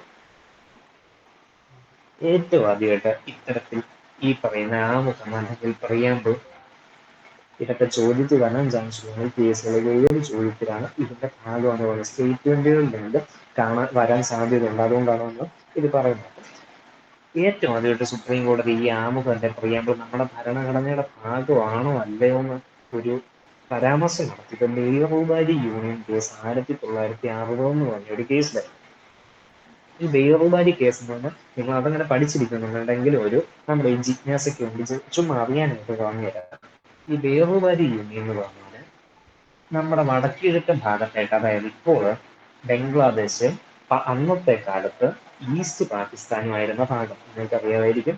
പാകിസ്ഥാൻ നിലയിൽ വന്നപ്പം അതായത് നമ്മൾ ഇപ്പൊ കാണുന്ന ഭാഗത്ത് പാകിസ്ഥാൻ ഉണ്ട്, ഇപ്പൊ നമ്മൾ കാണുന്ന ബംഗ്ലാദേശ് ഈസ്റ്റ് പാകിസ്ഥാൻ എന്നുള്ള രീതിയിൽ പാകിസ്ഥാന്റെ ഭാഗം തന്നെയായിരുന്നു. അങ്ങനെ നമ്മുടെ വെസ്റ്റ് ബംഗാൾ നമ്മുടെ പശ്ചിമ ബംഗാളിനോട് ചേർന്ന് ഈ ബംഗ്ലാദേശുമായിട്ടുള്ള അതിർത്തിയിലുള്ള ഒരു ഭാഗമായിരുന്നു ഈ ബേറുബാരി യൂണിയൻ എന്ന് പറഞ്ഞൊരു സ്ഥലം. അത് ഈ സ്ഥലത്തിന് വേണ്ടി ഇന്ത്യ അവകാശവാദം ഉന്നയിക്കുന്നു, പാകിസ്ഥാൻ അവകാശവാദം ഉന്നയിക്കുന്നു. പാകിസ്ഥാൻ പറയുന്നത് ഇത് ഞങ്ങളുടെ ഈസ്റ്റ് പാകിസ്ഥാന്റെ കൂടെ ചേർക്കണം, നമ്മൾ പറയുന്നത് ഇല്ല, അത് നമ്മുടെ ബംഗാളിന്റെ ഭാഗമാണ്, നമ്മുടെ രാജ്യത്തിന്റെ ഭാഗമാണ്. അങ്ങനെ ഈ പ്രശ്നം മുന്നോട്ട് പോകുന്നു. അങ്ങനെ ഇത് പരിഹരിക്കാനായിട്ട് നമ്മുടെ രാജ്യത്തെ പ്രധാനമന്ത്രിയും പാകിസ്ഥാന്റെ പ്രധാനമന്ത്രിയും കൂടി തീരുമാനത്തിൽ എത്തുന്നു, ഈ ബേറുബാരി യൂണിയൻ നമുക്ക് രണ്ടായിട്ട് വിഭജിക്കാം, പാതി നിങ്ങൾക്കും പാതി നിങ്ങൾക്കും. അതാകുമ്പോൾ ആ പ്രശ്നം അതോടുകൂടി തീരുള്ളൂ, നമ്മുടെ രാജ്യത്തിന്റെ ഒരു പ്രശ്നം അവിടെ തീരും. അങ്ങനെയാണെങ്കിൽ അവിടുത്തെ ജനങ്ങൾ സമാധാനത്തോടു കൂടി ജീവിക്കുക, അങ്ങനെ ഒരു രീതിയിൽ. അപ്പം ബേറുബാരി യൂണിയനെ വിഭജിച്ച് രണ്ട് രാജ്യങ്ങളും എടുക്കാനായിട്ട് തീരുമാനിച്ചു. അങ്ങനെ തീരുമാനം വന്നു കഴിഞ്ഞപ്പം അന്നത്തെ പ്രസിഡന്റ് ഒരു സംശയമാണ്, ഇങ്ങനെ നമ്മൾ അതിന്റെ അർത്ഥം എന്താണ്? ഈ ബേറുബാരി യൂണിയൻ പക്ഷെ ഇന്ത്യയുടെ ഭാഗമെന്നാണ് നമ്മൾ ആദ്യം തൊട്ട് പറഞ്ഞുകൊണ്ടിരുന്നത്. ആ ഒരു അവസ്ഥയിലാണ് നമ്മൾ തീരുമാനിക്കുന്നത് ഇത് മുറിച്ച് പാകിസ്ഥാന് കുറച്ച് കൊടുത്തേക്കാം. അതിന്റെ അർത്ഥം എന്താണ് ശരിക്കും? നമ്മുടെ രാജ്യത്തിന്റെ ഒരു ഭാഗം പാകിസ്ഥാന് കൊടുക്കുക എന്ന് തന്നെയാണല്ലോ അതർത്ഥം. അതായത് നമ്മുടെ കാശ്മീരിന്റെ ഇപ്പോഴത്തെ ഒരു ഭാഗം പാകിസ്ഥാൻ കൈയടക്കി വെച്ചിട്ടുണ്ടെന്ന് നിങ്ങൾ കേട്ടിട്ടുണ്ടായിരിക്കും. അപ്പൊ ആ പ്രശ്നം തീർക്കാനായിട്ട് നമ്മൾ ആ ഭാഗം പാകിസ്ഥാന് മുറിച്ചു കൊടുത്താൽ എങ്ങനെ ഇരിക്കും? അതേ അർത്ഥത്തിൽ തന്നെയാണ് ഈ ചെറിയ സ്ഥലമാണ് എങ്കിലും അതേ അർത്ഥം തന്നെയാണ് ഈ ബേറുബാരി യൂണിയന്റെ കാര്യത്തിലും വരുന്നത്. നമ്മൾ തീരുമാനിക്കുന്നു ഇത് നമ്മുടെ രാജ്യമാണ് നമ്മൾ കരുതിയിരുന്നത്, പക്ഷേ ഈ പ്രശ്നം തീർക്കാനായിട്ട് കുറച്ച് മുറിച്ചു കൊടുത്താലും വേണ്ടില്ല എന്നുള്ള രീതിയിൽ അന്നൊരു കരാറായി. അന്നത്തെ പ്രസിഡന്റ് സംശയം, നമുക്ക് ഇങ്ങനെ ചെയ്യാൻ സാധിക്കും, നമ്മുടെ രാജ്യത്തിന്റെ ഭാഗമായിട്ടുള്ള ഒരു സ്ഥലം മറ്റൊരു രാജ്യത്തിന് വിട്ടുകൊടുക്കാൻ പറ്റുമെന്നൊരു സംശയം ഉണ്ടായി. ഇദ്ദേഹം എന്ത് ചെയ്തു? നമ്മൾ നേരത്തെ പറഞ്ഞിട്ടുണ്ടായിരുന്നു, പ്രസിഡന്റിന് എന്തെങ്കിലും സംശയങ്ങൾ ഉണ്ടെങ്കിൽ ഇദ്ദേഹത്തിന് സുപ്രീം കോടതിയുടെ അടുത്തുനിന്ന് ഉപദേശം സ്വീകരിക്കാൻ സാധിക്കും. ഉപദേശാധികാരം, ഇത് നമ്മൾ പറഞ്ഞത് ഭരണഘടന എവിടെ നിന്നാണ് ഈ ഉപദേശാധികാരം പ്രസിഡന്റിന് കൊടുത്തത്, അല്ലെങ്കിൽ സുപ്രീം കോടതിയിൽ നിന്ന് ഉപദേശം സ്വീകരിക്കാനുള്ള ഈ അവകാശം ഏത് ഭരണഘടനയാണ് കടമെടുത്ത ആശയമാണെന്നുള്ള രീതിക്കാണ് നമ്മൾ സൂചിപ്പിച്ചത്. നമ്മൾ ഇവിടുത്തെ പ്രസിഡന്റിന് സുപ്രീം കോടതിയുടെ ഉപദേശം സ്വീകരിക്കാൻ, ഏതെങ്കിലും ഒരു പ്രശ്നത്തിന് സുപ്രീം കോടതിയുടെ ഉപദേശം സ്വീകരിക്കാൻ അവകാശമുണ്ട്. ഇദ്ദേഹത്തിന് അതായത് കേസൊന്നും വരണമെന്നില്ല, ഇദ്ദേഹത്തിന് പോയി ചോദിക്കുക, അല്ലെങ്കിൽ ഇദ്ദേഹം ചുമ്മാ ചോദിക്കുമല്ല, അതിൻ്റെയൊക്കെയുള്ള ചിട്ടവട്ടങ്ങളുണ്ട്, ആ രീതിയിൽ അഭിപ്രായം തേടാൻ അവകാശമുണ്ട്. അങ്ങനെ അന്നത്തെ പ്രശ്നത്തെ ഇദ്ദേഹം സുപ്രീം കോടതിയോട് ചോദിച്ചു, എന്താണ് ഈ സാഹചര്യത്തിൽ ചെയ്യാൻ സാധിക്കുന്നത്, അല്ലെങ്കിൽ നമുക്ക് ഇങ്ങനെ ചെയ്യാൻ സാധിക്കുമോ, ഇങ്ങനെ ഒരു നമ്മുടെ രാജ്യത്തിന്റെ ഭാഗമായിട്ടുള്ള ഒരു ഭാഗം മറ്റൊരു രാജ്യത്തിന് വിട്ടുകൊടുക്കാൻ സാധിക്കുമോ, ഇത്തരം കാര്യങ്ങളൊക്കെ ആയിരുന്നു ഇദ്ദേഹത്തിന്റെ സംശയമായിട്ട് സുപ്രീം കോടതിയോട് ചോദിച്ചത്. ഈ രീതി വന്നു കഴിഞ്ഞിട്ട് സുപ്രീം കോടതി അതൊരു കേസായിട്ട് തന്നെ എടുത്താൽ സുപ്രീം കോടതി വിധി പറയാനായിട്ട് തീരുമാനിച്ചു. അതിന്റെ ഭാഗമായിട്ട് സുപ്രീം കോടതി പറഞ്ഞു, അങ്ങനെ നമുക്ക് ചുമ്മാ ഒന്നും ഒരു രാജ്യത്തിന് വിട്ടുകൊടുക്കാൻ സാധിക്കത്തില്ല, ഇതിനായിട്ട് നമ്മുടെ ഭരണഘടനയിൽ മാറ്റം വരുത്തേണ്ടതുണ്ട്, ഒരു ഭരണഘടനാ ഭേദഗതിയോടുകൂടി മാത്രമേ നമ്മുടെ രാജ്യത്തിന്റെ ഭാഗമായിട്ടുള്ള ഈ സ്ഥലം മറ്റൊരു രാജ്യത്തിന് വിട്ടുകൊടുക്കാൻ സാധിക്കുകയുള്ളൂ. ഇത്തരം ഒരു രീതിയിലൊക്കെ രീതിയിൽ നമ്മുടെ സുപ്രീം കോടതി പറഞ്ഞു. അതുകൊണ്ട് തന്നെ ഈ ബീറുവാരി യൂണിയൻ വിട്ടുകൊടുക്കാനുള്ള തീരുമാനം ചുമ്മാ അന്ന് കരാർ വെച്ച് നടത്താൻ പറ്റില്ല. അതിന് ഭരണഘടനാ ഭേദഗതി നടത്തിയേ പറ്റുള്ളൂ. ഇനി ഈ ഒരു വേളയിൽ എന്തുകൊണ്ട് നമ്മുടെ ഈ ആമുഖത്തെ പറ്റി അല്ലെ പ്രിയാമ്പിളിനെ പറ്റി പരാമർശിച്ചു എന്ന് വെച്ചാൽ, നമ്മുടെ പ്രിയാമ്പിളിൽ പറഞ്ഞിട്ടുണ്ട് നമ്മുടെ രാജ്യത്തിന്റെ യൂണിറ്റി അവിടെ കാത്തു രക്ഷിക്കേണ്ടതായിട്ടുണ്ടെന്ന് നമ്മുടെ അതേ ഫ്രറ്റേണിറ്റി പറഞ്ഞപ്പോൾ, സാഹോദര്യം പറഞ്ഞപ്പോൾ നമ്മുടെ രാജ്യത്തിന്റെ യൂണിറ്റി ആൻഡ് ഇന്റഗ്രിറ്റി നമ്മൾ കാത്തു രക്ഷിക്കേണ്ടതുണ്ട് എന്ന് അതിനകത്ത് പറഞ്ഞിട്ടുണ്ട്. അതുകൊണ്ട് തന്നെ നമ്മുടെ അന്ന് കോടതി പറഞ്ഞ ഇങ്ങനെയാണ്, ഈ പ്രിയാമ്പിൾ അല്ലെങ്കിൽ ആമുഖം നമ്മുടെ ഭരണഘടനയുടെ ഭാഗം അല്ലെങ്കിൽ കൂടിയും ഈ പ്രിയാമ്പിളിൽ ഇങ്ങനെ പറഞ്ഞിട്ടുണ്ട്. അതുകൊണ്ട് നമ്മൾ ഒരിക്കലും നമ്മുടെ രാജ്യത്തിന്റെ ആ യൂണിറ്റി അല്ലെങ്കിൽ ഏകതയെ തകർക്കുന്ന യാതൊന്നും ചെയ്യാൻ പാടില്ല, അങ്ങനത്തെ ഒരു രീതിയിൽ സുപ്രീം കോടതി പറഞ്ഞു. അപ്പൊ അതിൽ നിന്ന് നമുക്ക് മനസ്സിലായി സുപ്രീം കോടതി അങ്ങനെ ഇത് പറയാൻ ഉദ്ദേശിച്ചില്ലെങ്കിലും അന്ന് സുപ്രീം കോടതി പറഞ്ഞു ഭരണഘടനയുടെ ആമുഖം പറയുമ്പോൾ നമ്മുടെ ഭരണഘടനയുടെ ഭാഗം അല്ല എന്നുള്ള രീതിയിൽ ഒന്ന് പരാമർശിച്ചു പോയി. അങ്ങനെയാണ് ആദ്യത്തെ ഒരു റെഫറൻസ് അല്ലെങ്കിൽ ഒരു സൂചന വരുന്നത്. അപ്പൊ അന്ന് സുപ്രീം കോടതി എന്താണ് പറഞ്ഞത്, പ്രിയാമ്പിൾ അല്ലെങ്കിൽ ആമുഖം നമ്മുടെ ഭരണഘടനയുടെ ഭാഗം അല്ല. അത് അത് തീരുമാനിക്കാനുള്ള കേസൊന്നുമല്ലായിരുന്നു. പക്ഷെ സുപ്രീം കോടതി ഇങ്ങനെ പറഞ്ഞുകൊണ്ട് അപ്പോൾ അങ്ങനെ ഒരു വിധിന്യായം വന്നാൽ സുപ്രീം കോടതി പറയുന്നതാണ് ഏറ്റവും ഉയർന്ന ആ ഒരു വാദം. അതുകൊണ്ട് തന്നെ ഈ ആമുഖം ഭരണഘടനയുടെ ഭാഗമല്ലെന്നാണ് പിന്നീട് കുറച്ച് വർഷം നമ്മൾ തീരുമാനിച്ചത്, അല്ലെങ്കിൽ നമ്മൾ വിശ്വസിച്ചുണ്ട്. അത് കഴിഞ്ഞിട്ടാണ് അടുത്ത കേസ് വരുന്നത്.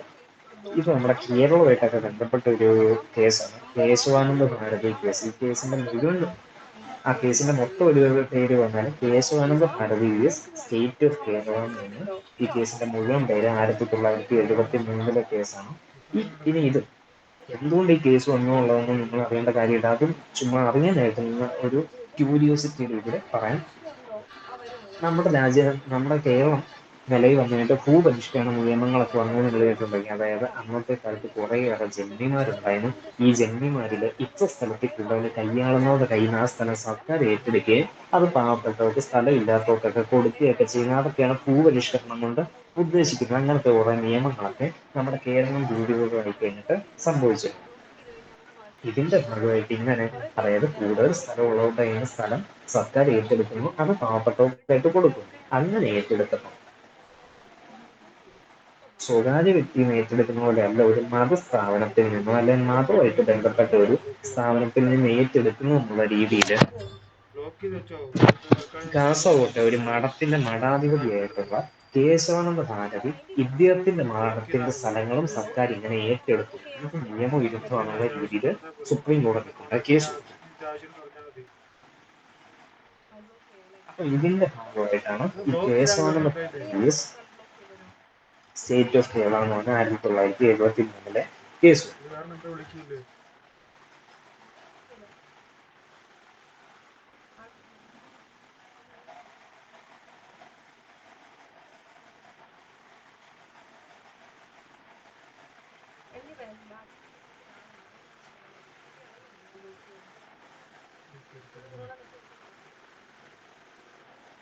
അപ്പൊ ഈ വിധിന്യായത്തിൽ അപ്പൊ അതാണ് കേശവാനന്ദ ഭാരതി കേസ്. അപ്പൊ ഈ വിധിന്യായത്തില് കോടതി പക്ഷെ ഈ കേസ് കേശവാനന്ദ ഭാരതിയുടെ പേരിലാണ് അന്ന് തൊട്ട് ഇന്ന് വരെ അറിയപ്പെടുന്നത്. ഇതിന്റെ ഭാഗമായിട്ട് നമ്മൾ ഇനി ഈ കേസിന്റെ ആവർത്തിച്ച് വരുമ്പോൾ ഇദ്ദേഹം നമ്മുടെ നിയമപുസ്തകത്തിന്റെ നിയമചരിത്രത്തിന്റെ നമ്മുടെ രാജ്യത്തിന്റെ ഭരണഘടനാ ചരിത്രത്തിന്റെ തന്നെ ഭാഗമായി ഇദ്ദേഹത്തിന്റെ പേര്. പക്ഷെ ഇദ്ദേഹം ഈ കേസ് തോൽക്കുക തന്നെ ഉണ്ടായി. അതായത് ചില കാര്യങ്ങൾ നടപ്പിലാക്കാൻ വേണ്ടി സർക്കാരിന് ഈ സ്ഥലങ്ങളൊക്കെ ഏറ്റെടുക്കാൻ സാധിക്കും. അല്ലെങ്കിൽ ഇദ്ദേഹം വാദിച്ച എന്താണ്, ഇദ്ദേഹത്തിന്റെ മൗലികാവകാശമാണ് ഇദ്ദേഹത്തിന് സ്ഥലം കൈയാളുക എന്നുള്ളത്. അതിനെ സർക്കാർ ഹരിച്ചു. പക്ഷെ സർക്കാരിന് അതിന്റെ അവകാശം ഉണ്ടെന്നുള്ള രീതിയിൽ അന്ന് സുപ്രീം കോടതി പറഞ്ഞു വെച്ചു.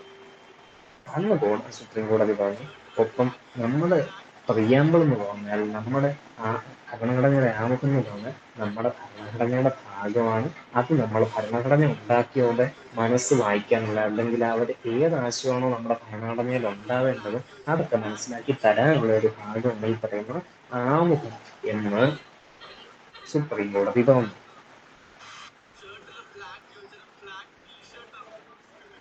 ഇനി അതിന്റെ അങ്ങനെ കോടതി പറഞ്ഞു വെച്ചു. 1973 കേസിൽ അങ്ങനെ പറഞ്ഞു വെച്ചു. ഈ പറയുന്ന ആമുഖം നമ്മുടെ ഭരണഘടനയുടെ ഭാഗമാണെന്ന് സുപ്രീം കോടതി പറഞ്ഞു വെച്ചു. അതിനുശേഷം 1995 LIC of India case, LIC നമ്മുടെ ലൈഫ് ഇൻഷുറൻസ് കോർപ്പറേഷനെതിരെ കുറച്ച് ഒരു കേസ് കൊടുത്തു. ഈ LICയുടെ പോളിസിയിലുള്ള കുറച്ച് ഭാഗങ്ങളൊക്കെ LICക്ക് സപ്പോർട്ടീവാണ്, അല്ലെങ്കിൽ ഒരു പോളിസി എടുക്കുന്ന ആ ഒരു കൺസ്യൂമർക്ക്, ആ ഉപഭോക്താവിന് എതിരായിട്ട് കുറച്ച് കാര്യങ്ങളുണ്ട്. കൂടുതലായിട്ടും LICക്ക് യോജിച്ച തരത്തിലാണ് ഇതിലെ കുറച്ച് ഈ ആശയങ്ങളോ അല്ലെങ്കിൽ ആ നമ്മൾ വയ്ക്കുന്ന കരാറിൽ ഒപ്പിട്ട് കൊടുക്കുന്നതിന്റെ കുറച്ച് പോയിന്റുകളൊക്കെ പറഞ്ഞിട്ടാണ് കേസ് കൊടുത്തത്. ഇതിന്റെ ഭാഗമായിട്ടൊക്കെ കോടതി പറഞ്ഞു നമ്മുടെ ഭരണഘടനയുടെ ഭാഗമാണ് ഈ ആമുഖം. ആമുഖത്തിൽ പറയുന്നുണ്ട് എല്ലാവർക്കും തുല്യതയൊക്കെ കൊടുക്കണം, അല്ലെങ്കിൽ എല്ലാവരുടെയും വെൽബീയിങ് ഒക്കെ നമ്മൾ എൻഷുർ ചെയ്യേണ്ടതായിട്ടുണ്ട്.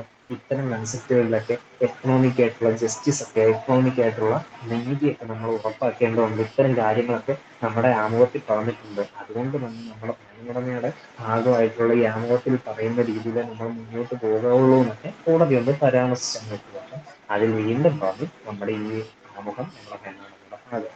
ഈ 3 കേസുകൾ നമ്മളിപ്പോൾ ഈ കഥ പറഞ്ഞെന്ന് പറഞ്ഞാൽ ചുമ്മാ അറിഞ്ഞിരിക്കുന്നുണ്ട്, അത് ഓർത്തിരിക്കുക അല്ലെ പഠിക്കേണ്ട ആവശ്യമൊന്നുമില്ല. എങ്കിലും ഈ കേസുകളുടെ കാര്യം ഓർത്തിരിക്കുക. ബീഹാറുബാരി യൂണിയൻ കേസിൽ കോടതി പറഞ്ഞത് ആമുഖം നമ്മുടെ ഭരണഘടനയുടെ ഭാഗം അല്ലെന്നാണ് പറഞ്ഞത്. 1960 ബീഹാറുബാരി യൂണിയൻ കേസ്. 1973 കേശവാനന്ദ ഭാരതി കേസിലാണ് കോടതി പറഞ്ഞത് ഭരണഘടനയുടെ ആമുഖം നമ്മുടെ ഭരണഘടനയുടെ ഭാഗം തന്നെയാണ് എന്ന് പറഞ്ഞത് കേശവാനന്ദ ഭാരതി കേസിലായിരുന്നു. ഇനി ആ അഭിപ്രായം വീണ്ടും കോടതി പറഞ്ഞു ഏതിനാണ് LIC ഓഫ് ഇന്ത്യ കേസ് 1995 വീണ്ടും പറഞ്ഞു നമ്മുടെ ഭരണഘടനയുടെ ഭാഗം തന്നെയാണ് ഈ പറയുന്ന ആമുഖം. ഇനി ഇതോടൊപ്പം തന്നെ കോടതി സൂചിപ്പിച്ച ഒരു കാര്യങ്ങളുണ്ട്. അതായത് ഈ കേസുകളിലൊക്കെ തന്നെ പലപ്പോഴായിട്ട് കോടതി സൂചിപ്പിച്ച ഒരു കാര്യമുണ്ട്.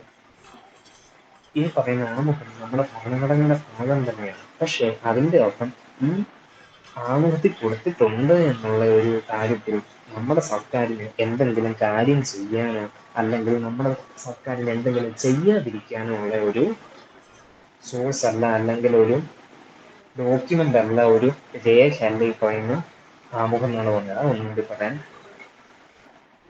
ഇപ്പൊ നമ്മുടെ ഭരണഘടനയുടെ ആമുഖത്തിൽ പറയുന്നുണ്ട് ജസ്റ്റിസ്, സാമൂഹ്യനീതി, സാമ്പത്തിക നീതി, രാഷ്ട്രീയ നീതി എല്ലാവർക്കും കൊടുക്കണമെന്ന് പറഞ്ഞിട്ടുണ്ട്. പക്ഷെ അങ്ങനെ പറഞ്ഞിട്ടുണ്ടെന്നുള്ളതിന്റെ അർത്ഥം സർക്കാർ എപ്പോഴും ഇതിനായിട്ട് ചെയ്യണം, അല്ലെങ്കിൽ ഈ ഒരു രീതിക്കൊക്കെ പ്രവർത്തിക്കണമെന്നല്ല. നമ്മുടെ ഭരണഘടന ഇത്തരത്തിലുള്ള ആയിരിക്കുമൊക്കെ ഒരു രേഖ മാത്രമാണ്. സർക്കാർ ഇതിന്റെ അടിസ്ഥാനത്തിൽ ഒന്നും ചെയ്യേണ്ടതില്ല, അല്ലെങ്കിൽ സർക്കാർ ചെയ്യണം നിർബന്ധമില്ല. ഇനി സർക്കാർ ചെയ്യാതിരിക്കണം എന്ന് വേണ്ടി ഇപ്പൊ എന്തെങ്കിലും കാര്യം സർക്കാർ ചെയ്യാൻ ഉദ്ദേശിക്കുന്നു, അതിൽ നിന്ന് പിന്തിരിപ്പിക്കുന്ന ഒരു നിയമമൊന്നുമായിട്ട് നമുക്ക് ഈ പറയുന്ന ആമുഖത്തെ കണക്കാക്കാൻ സാധിക്കത്തില്ല. അപ്പം ഒരു നിയമത്തിന്റെ പ്രാബല്യം, അല്ലെങ്കിൽ ഒരു അത്രയേറെ ഒരു കണിശതയോ അല്ലെങ്കിൽ അത്രയേറെ ഇതനുസരിച്ചേ പറ്റുള്ളൂ എന്നുള്ള ആ ഒരു ഉറപ്പൊന്നും ഈ പറയുന്ന ആമുഖത്തിന്റെ കാര്യത്തിലില്ല. നമ്മളെ ഒന്ന് നയിക്കുന്ന ഒരു രേഖയാണെന്നുള്ള ഒരു അർത്ഥം മാത്രമേ വരുന്നുള്ളൂ. എന്താണ് ഇത് നമ്മുടെ സർക്കാരിന്റെ ഒരു പവർ കൊടുക്കുന്നില്ല, സർക്കാരിന് ഒരു സോഴ്സ് ഓഫ് പവർ അല്ല, സർക്കാരിന് പവർ കൊടുക്കുന്നില്ല. ഇനി സർക്കാരിന്റെ ഏതെങ്കിലും പവറിന്റെ മുകളിൽ എന്തെങ്കിലും തടസ്സവും ഇത് കാരണം ഉണ്ടാകുന്നില്ല. പ്രൊഹിബിഷൻ അപ്പം പവേഴ്സ് ഓഫ് ലെജിസ്ലേച്ചർ, നിയമനിർമ്മാണത്തിന് മുകളിൽ ഒരു തരത്തിലുള്ള ഒരു തടസ്സവും ഇതുവഴി ഉണ്ടാവുന്നില്ല. അതോടൊപ്പം തന്നെ ഏതെങ്കിലും ഉള്ളതിന് പവറോ കൊടുക്കുന്നില്ല. അടുത്തത്, ഇത് നോൺ ജസ്റ്റിസബിൾ ആണ്. അതായത് ഈ ആമുഖത്തിനെതിരെ എന്തെങ്കിലും ചെയ്തു എന്ന് വെച്ച് നമുക്ക് കോടതിയിൽ കൊണ്ട് കേസ് കൊടുക്കാൻ സാധിക്കത്തില്ല. അതാണ് നോൺ ജസ്റ്റിസബിൾ എന്ന് പറയുന്നത്. നോൺ ജസ്റ്റിസബിൾ എന്ന് പറഞ്ഞതാണ് ഏതെങ്കിലും കാര്യത്തിൽ ഈ പറയുന്ന ആമുഖത്തിനെതിരെ സർക്കാർ എന്തെങ്കിലും ചെയ്താൽ നമുക്ക് കൊണ്ട് കേസ് കൊടുക്കാൻ സാധിക്കത്തില്ല. അതാണ് നോൺ ജസ്റ്റിസബിൾ. നമുക്ക് നീതി തേടാൻ സാധിക്കത്തില്ല ഈ പറയുന്ന ആമുഖത്തിനെതിരെ എന്തെങ്കിലും ചെയ്തു. അതാണ് അറിയാൻ പറ്റി ആമുഖത്തെ പറ്റി ഓർത്തിരിക്കേണ്ടത്. ആദ്യം 3 കേസുകളെ പറ്റി ഇത് നമ്മുടെ ഭരണഘടനയുടെ ഭാഗമാണ് അല്ലേ, ഏറ്റവും ബീഹാറുബാരി യൂണിയൻ കേസിൽ പറഞ്ഞു ഇത് നമ്മുടെ ഭരണഘടനയുടെ ഭാഗം അല്ല. 1960 ബീഹാറുബാരി യൂണിയൻ കേസ്. 1973 കേശവാനന്ദ ഭാരതി കേസിൽ പറഞ്ഞു ഈ പറയുന്ന ഭരണഘടനയുടെ ആമുഖം നമ്മുടെ ഭരണഘടനയുടെ ഭാഗം തന്നെയാണ്. അത് 1995 LIC ഓഫ് ഇന്ത്യ കേസിലെ വീണ്ടും കോടതി അഭിപ്രായമാണ്. ഇതോടൊപ്പം തന്നെ കോടതി പലപ്പോഴും സൂചിപ്പിച്ചതാണ് നമ്മൾ ഈ ഭരണഘടനയുടെ ആമുഖം സർക്കാരിന് പവറൊന്നും കൊടുക്കുന്നില്ല, സർക്കാരിന് പ്രത്യേക അധികാരങ്ങളൊന്നും കൊടുക്കുന്നില്ല. അതോടൊപ്പം തന്നെ സർക്കാരിന്റെ പവറിൽ എന്തെങ്കിലും തടസ്സങ്ങൾ അല്ലെങ്കിൽ ലിമിറ്റേഷൻസും ഇതുവഴി ഉണ്ടാകുന്നില്ല. സർക്കാരിന് പവർ കൊടുക്കുന്നില്ല, സർക്കാരിന്റെ പവറിന്റെ മുകളിൽ ലിമിറ്റേഷൻസും പരിധികളും ഇതുവഴി ഉണ്ടാവുന്നില്ല. ഇതെന്ന് പറഞ്ഞാൽ ശരിക്കും നമ്മൾ നയിക്കാനുള്ള ഒരു രേഖ എന്നുള്ള ഒരു രീതിക്കേ. അടുത്തത് ഇത് നോൺ ജസ്റ്റിസ്. ഇത് ഹനിച്ചു അല്ലെങ്കിൽ ഇതിൽ പറയുന്ന കാര്യങ്ങൾ സർക്കാർ ചെയ്തില്ല എന്ന് വെച്ച് നമുക്ക് ഇവിടെ കേസ് കൊടുക്കാൻ സാധിക്കത്തില്ല. അതാണ് നോൺ ജസ്റ്റിസ് എന്ന് പറയുന്നത്. അപ്പൊ ഈ പ്രിയാമ്പിളിന്റെ ഈ ഒരു പോർഷൻസ് നമുക്ക് പറയാം. ഏത് PSC ചോദിച്ചിട്ടുള്ള ഒരു ചോദ്യമാണ്. What does the phrase preamble is neither a source of power to the legislature nor a restriction on the legislature's power essentially signify? അതായത് നമ്മൾ ഈ പറഞ്ഞാണ് പ്രിയാമ്പിൾ എന്ന് പറഞ്ഞാൽ സർക്കാരിന് പവർ കൊടുക്കുന്നില്ല, അതോടൊപ്പം സർക്കാരിന്റെ പവറിന്റെ മുകളിൽ, അധികാരത്തിന്റെ മുകളിൽ ലിമിറ്റേഷൻസോ പരിധികളോ വെക്കുന്നുമില്ല. ഇതുകൊണ്ട് എന്താണ് അർത്ഥമാക്കുന്നതെന്നാണ് ചോദിച്ചേക്കുന്നത്. ശരിക്കും നമ്മൾ ആ വാക്കിന്റെ അർത്ഥം ഒന്ന് നീട്ടി എന്താണ് അതിന്റെ സിമ്പിൾ ആയിട്ടുള്ള അർത്ഥം ഈ ഓപ്ഷൻസിൽ നിന്ന് തിരഞ്ഞെടുക്കുന്നത്. ഒന്നാമത്തെ ഓപ്ഷൻ നോക്കിയാൽ laws made by the parliament need not be adhered to the principles of the preamble. Parliament ഉണ്ടാക്കുന്ന നിയമങ്ങൾ ഈ പറയുന്ന ആമുഖമായിട്ട് ചേർന്ന് പോവേണ്ടതില്ല എന്നാണ് ഒന്നാമത്തെ സ്റ്റേറ്റ്മെന്റ് പറയുന്നത്.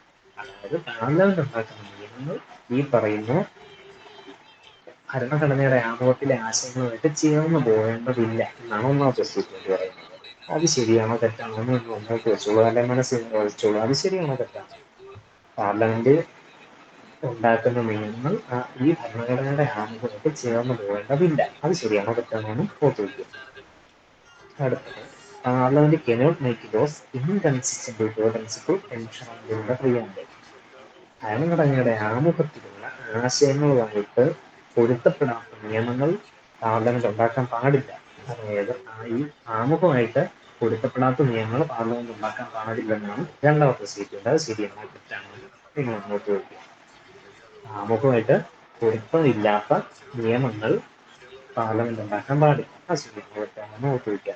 അടുത്ത് C option, parliament can amend the preamble without altering the basic structure of the constitution. പാർലമെന്റിന് ഈ ആമുഖത്തെ ഭേദഗതി ചെയ്യാൻ സാധിക്കും. അത് മുകളിൽ കൊടുത്തേക്കുന്ന, അതായത് ചോദ്യത്തിൽ കൊടുത്തേക്കുന്ന ആശയമായിട്ട് ബന്ധമുണ്ടോ എന്നാണ് കേട്ടോ ചോദ്യം പറയുന്നത്. ഇപ്പൊ സി ഓപ്ഷൻ എന്ന് പറഞ്ഞാൽ ശരിയായിട്ടുള്ള ഒരു സ്റ്റേറ്റ്മെന്റ് ആണ്. അത് ഈ ചോദ്യമായിട്ട് ബന്ധപ്പെട്ട് ഉത്തരവിട്ട് വരുമോ എന്നാണ് നമ്മൾ നോക്കേണ്ടത്. അടുത്ത ഡി ഓപ്ഷൻ വരുന്നത് the preamble serves as a guiding framework for interpreting the constitution and provides foundation principles for parliament to consider when enacting laws. ഈ പറയുന്ന ആമുഖം സർക്കാരിന് അല്ലെങ്കിൽ ഈ പറയുന്ന ആമുഖം നമ്മുടെ ഭരണഘടനയെ വ്യാഖ്യാനിക്കാനായിട്ടുള്ള ഒരു രേഖയാണ്. അതോടൊപ്പം ഇതിലെ ആശയങ്ങൾ ഒരു നിയമം ഉണ്ടാക്കുമ്പം നമുക്ക് പരിഗണിക്കാവുന്നതുമാണ്. ഇത് ഒരു ശരിയായിട്ടുള്ള സ്റ്റേറ്റ്മെന്റ് തന്നെയാണ്. അതുകൊണ്ട് ഭരണഘടന വ്യാഖ്യാനിക്കാനുള്ള ഒരു രേഖയായിട്ട് നമുക്ക് ഉപയോഗിക്കാം. അതോടൊപ്പം നിയമങ്ങൾ ഉണ്ടാക്കുമ്പോഴൊക്കെ അതിൽ ഉൾപ്പെടുത്താൻ സാധിക്കുന്ന ആശയങ്ങളോടൊപ്പം സി ഓപ്ഷനും ഡി ഓപ്ഷനും ശരിയാണ്. അത് പക്ഷെ ചോദ്യത്തിന് ഉത്തരവിട്ട് വരുമെന്നുള്ളതാണ്. ചോദ്യം ഒന്നുകൂടെയും preamble is neither a source of power to the legislature nor a restriction on the legislature's power.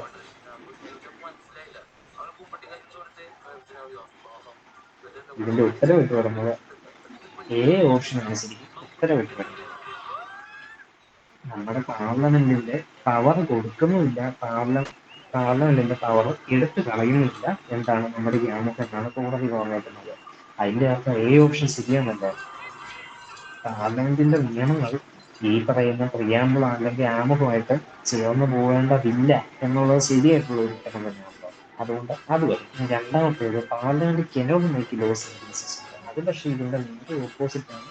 ആ രണ്ടാമത്തെ ഓപ്ഷൻ പറയുന്നത് പാർലമെന്റ് നിയമം ഉണ്ടാക്കുമ്പോൾ ആമുഖമായിട്ട് പ്രിയാമ്പിളായിട്ട് ബന്ധപ്പെട്ടേ നിയമം ഉണ്ടാക്കാവുള്ളൂ എന്ന് പറയുന്നുണ്ട്. അത് തെറ്റാണല്ലോ. അങ്ങനെ വേണ്ടതില്ല എന്നാണ് ശരിയായിട്ട് നമ്മൾ പഠിച്ചത്. അതാണ് ചോദ്യത്തിൽ വന്നേക്കുന്നത്. പിന്നെ സി ഓപ്ഷൻ എന്ന് പറഞ്ഞാൽ ബേസിക് സ്ട്രക്ചർ വെച്ച് ഈ പറയുന്ന ആമുഖം അല്ലെങ്കിൽ ആമുഖം നമുക്ക് ഭേദഗതി ചെയ്യാമെന്നാണ് പറയുന്നത്. അത് ഈ ചോദ്യമായിട്ട് ബന്ധമൊന്നുമില്ല. അത് ശരി സ്റ്റേറ്റ്മെന്റ് തന്നെയാണ്, പക്ഷെ ചോദ്യമായിട്ട് ബന്ധമൊന്നുമില്ല. ചോദ്യത്തിൽ പറഞ്ഞിരിക്കുന്ന പാർലമെന്റിൽ പവർ കൊടുക്കുന്നില്ല ഈ പ്രിയാമ്പിൾ എന്നുള്ള രീതിയിലാണ് പറയുന്നത്. പിന്നെ അടുത്തത് നിയമങ്ങളൊക്കെ ഉണ്ടാക്കുമ്പോൾ ഈ പറയുന്ന ആമുഖം ഒരു വഴി തെളിക്കുന്നുണ്ടോ അല്ലെങ്കിൽ അങ്ങനെയും ആമുഖത്തിലെ ആശയങ്ങളൊക്കെ പരിഗണിച്ച് നമുക്ക് നിയമം ഉണ്ടാക്കാം. ഇത് ശരിയായിട്ടുള്ള സ്റ്റേറ്റ്മെന്റ്, പക്ഷെ ചോദ്യമായിട്ട് ബന്ധപ്പെട്ട് അതും ചേർന്ന് വരുന്നില്ല. അതുകൊണ്ട് ഓപ്ഷനാണ് ഇവിടെ ശരി വരുന്നത്. പാർലമെന്റ് നിയമം ഉണ്ടാക്കുമ്പോൾ ഈ പറയുന്ന ആമുഖമായിട്ട് ചേർന്ന് നല്ല പൊരുത്തം എപ്പോഴും വരണമെന്നില്ല, അല്ലെങ്കിൽ ആ ആശയങ്ങളുമായിട്ട് പൊരുത്തപ്പെടേണ്ടതെന്നതില്ല എന്നുള്ളതാണ് ശരി വരുന്നത്. ഇനി അടുത്തത് നമ്മുടെ ഈ പറയുന്ന ആമുഖം അമെൻഡ് ചെയ്യാൻ സാധിക്കും, ഭേദഗതി വരുത്താൻ സാധിക്കും എന്നുള്ളതാണ് അടുത്ത ചോദ്യം. ഇത് കോടതി വാങ്ങലും കേശവാനന്ദ ഭാരതി കേസ് 1972 കേശവാനന്ദ ഭാരതി കേസ് ഇത് കോടതി തന്നെ പ്രിയാമ്പിൾ നമുക്ക് ഭേദഗതി ചെയ്യാൻ സാധിക്കും, ഇതിൽ മാറ്റം വരുത്താൻ സാധിക്കും. പക്ഷെ ഓർക്കേണ്ടത് ഈ പറയുന്ന പ്രിയാമ്പിളിലെ ബേസിക് സ്ട്രക്ചർ, അതായത് അടിസ്ഥാന ഘടനയിൽ മാറ്റം വരുത്താൻ പാടില്ല. ഇനി എന്താണ് ബേസിക് സ്ട്രക്ചർ അല്ലെങ്കിൽ അടിസ്ഥാന ഘടന? ഇനി നമ്മളിത് മുന്നോട്ട് കൊണ്ടുപോയി നമ്മൾ പറയും, എങ്കിലും ഒന്നുകൂടി ആദ്യമായിട്ട് പറയാം. അടിസ്ഥാന ഘടനയിലെ ബേസിക് സ്ട്രക്ചർ എന്ന് പറയുന്നത് നമ്മുടെ ഭരണഘടനയിലെ ഏറ്റവും ഇമ്പോർട്ടൻ്റ് ആയിട്ടുള്ള അല്ലെങ്കിൽ വലിയ ആശയങ്ങൾ ഇല്ലെങ്കിൽ നമ്മുടെ ഭരണഘടനയുടെ രൂപം തന്നെ മാറിപ്പോയേക്കാവുന്ന ആശയങ്ങൾ എന്തോ അതാണ് ബേസിക് സ്ട്രക്ചർ അല്ലെങ്കിൽ അടിസ്ഥാന ഘടന എന്ന് പറഞ്ഞാൽ ഉദ്ദേശിക്കുന്നത്. ഉദാഹരണമായിട്ട് പറയുകയാണെങ്കിൽ നമ്മുടെ രാജ്യം മതേതര രാജ്യമെന്ന് നമ്മൾ പറഞ്ഞു. ഏതെങ്കിലും തരത്തിൽ നമ്മൾ ഉണ്ടാക്കിയാണ് നമ്മുടെ ഈ മതേതരത്വം എന്ന് പറഞ്ഞ ആ ഒരു ആശയം നമ്മൾ എടുത്തു കളഞ്ഞാൽ നമ്മുടെ ഭരണഘടന നമ്മൾ മാറിപ്പോയി. അപ്പോൾ ഒരിക്കലും അങ്ങനത്തെ അടിസ്ഥാന ഘടന ബേസിക് സ്ട്രക്ചറിൽ നമുക്ക് മാറ്റം വരുത്താൻ സാധിക്കും. അത് കോടതി പറഞ്ഞേക്കുന്നതാണ്. ഭരണഘടന അടിസ്ഥാന ഘടന ബേസിക് സ്ട്രക്ചറിൽ പാർലമെന്റിന് ഒരിക്കലും മാറ്റം വരുത്താൻ സാധിക്കും. അപ്പം കോടതി എന്താണ് കേശവാനന്ദ ഭാരതി കേസ് പറഞ്ഞത്? പ്രിയാമ്പിളിൽ ആമുഖത്തിൽ മാറ്റം വരുത്താൻ സാധിക്കും, പക്ഷെ ഈ ആമുഖത്തിന്റെ അല്ലെങ്കിൽ നമ്മുടെ ഭരണഘടനയുടെ അടിസ്ഥാന ഘടന മാറ്റാൻ പാടില്ല. അതിന്റെ അർത്ഥം എന്താണ്? നമ്മുടെ ആമുഖത്തിൽ പറഞ്ഞിട്ടുണ്ട് ഇന്ത്യ ഒരു സോവറൻ രാജ്യമാണ്, സോഷ്യലിസ്റ്റ് രാജ്യമാണ്, സെക്യുലർ രാജ്യമാണ്.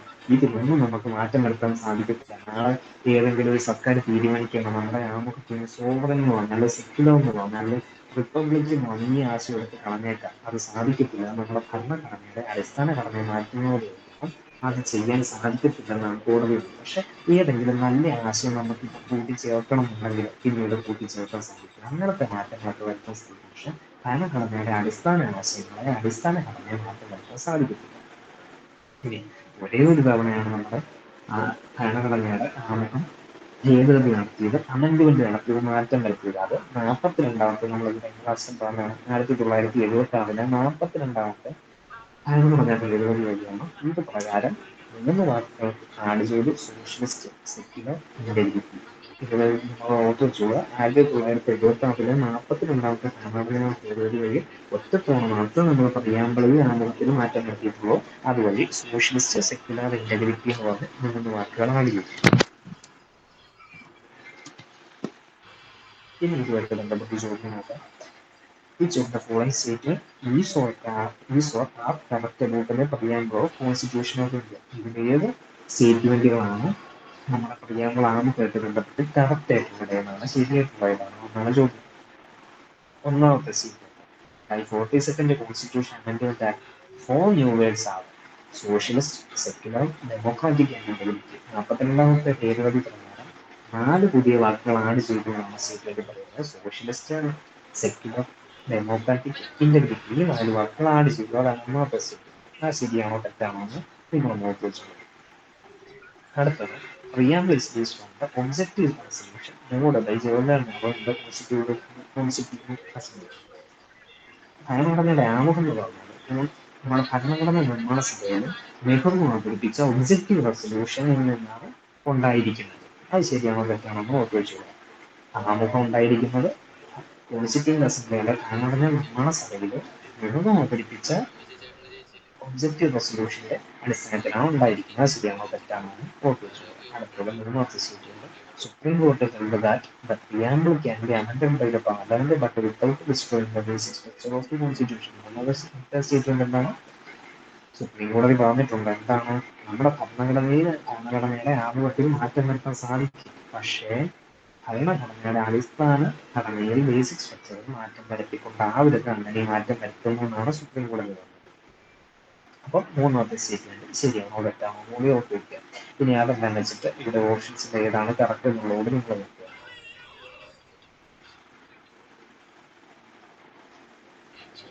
ഓക്കെ, അപ്പൊ ഒന്നാമത്തെ സ്റ്റേറ്റ്മെന്റ് നമുക്കൊന്ന് പറയാം. 42ാമത്തെ കോൺസ്റ്റിറ്റ്യൂഷൻ അമെന്റ്മെന്റ്, 42ാമത്തെ ഭരണഘടന ഭേദഗതി പ്രകാരം എത്ര വാക്ക് ആഡ് ചെയ്യുന്നു നമ്മളിവിടെ പറഞ്ഞേക്കുന്നത്?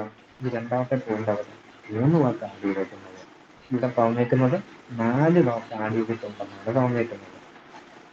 പക്ഷെ നമ്മൾ ഈ വാക്കുകളൊക്കെ നോക്കിക്കഴിഞ്ഞാൽ നമുക്ക് ശരിയാണെന്ന് തോന്നുന്നു. ശരിയാണത്, ഈ വാക്കുകളെല്ലാം ആമുഖത്തിലുള്ളതാണ്. പക്ഷെ ഉള്ളതാണ്. ഓർക്കേണ്ടത് ഇതിൻ്റെ അകത്ത് ഡെമോക്രാറ്റിക് എന്ന് പറഞ്ഞ വാക്ക് ഭരണഘടന നിലയിലുണ്ടെന്നുള്ളത് അതിൻ്റെ അകത്ത് ഉള്ളതാണ്. തന്നെ. പിന്നെ ഈ ബാക്കിയുള്ള 3 വാക്ക് സോഷ്യലിസ്റ്റ്, ഇതിനകത്ത് സെക്യുലർ, ഇന്റഗ്രിറ്റി, ഇത് 3 വാക്ക് ചെയ്ത് കാരണം ഒന്നാമത്തെ സ്റ്റേറ്റ്മെന്റ് തെറ്റാണ്. അപ്പം തന്നെ നമുക്ക് ഉത്തരത്തിൽ എത്താൻ സാധിക്കും. ഇമ്പോസിബിൾ. ഒന്ന് ഈ ഒരു ഒറ്റ ഫാക്ട് നമുക്ക് അറിഞ്ഞിരുന്നാൽ ഒരു ഉത്തരത്തിൽ എത്താൻ സാധിക്കും. നമ്മൾ ഓപ്ഷൻസ് എടുത്ത് നോക്കുമ്പോൾ ഒന്നില്ലാത്ത ഓപ്ഷൻസ്. ഓക്കെ, നമുക്ക് വേറെ മൂന്നാമത്തെയും കൂടി അറിയേണ്ടതായിട്ടുണ്ട്. അതായത് നമുക്ക് 2 ഓപ്ഷൻസ് അല്ലേ വ്യത്യാസം.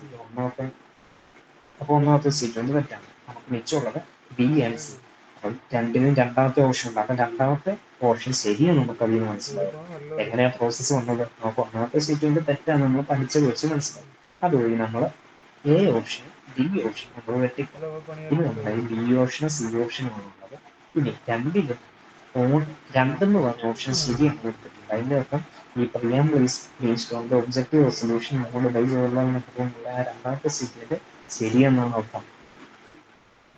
അത് വ്യക്തമാണെന്ന് വിശ്വസിക്കുന്നു. എങ്ങനെയാണ് ആ രണ്ടാമത്തെ നമ്മൾ ശരിയാണെന്ന് ഉറപ്പിച്ചതെന്ന് രണ്ടിലും അതുണ്ട്. അപ്പം എന്തായാലും അത് ശരിയായേ പറ്റുള്ളൂ.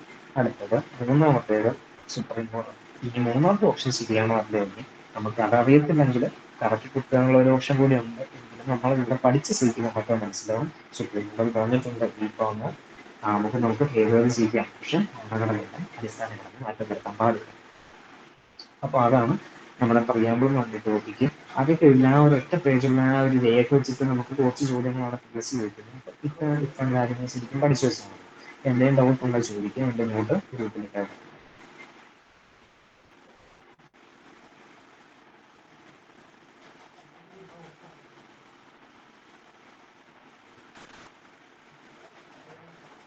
അങ്ങനെയാണെങ്കിൽ ഡൗട്ട് ഒന്നും ഇല്ലെങ്കിൽ ക്ലാസ് നിർത്താമെന്ന് വിശ്വസിക്കുന്നു. Thank you.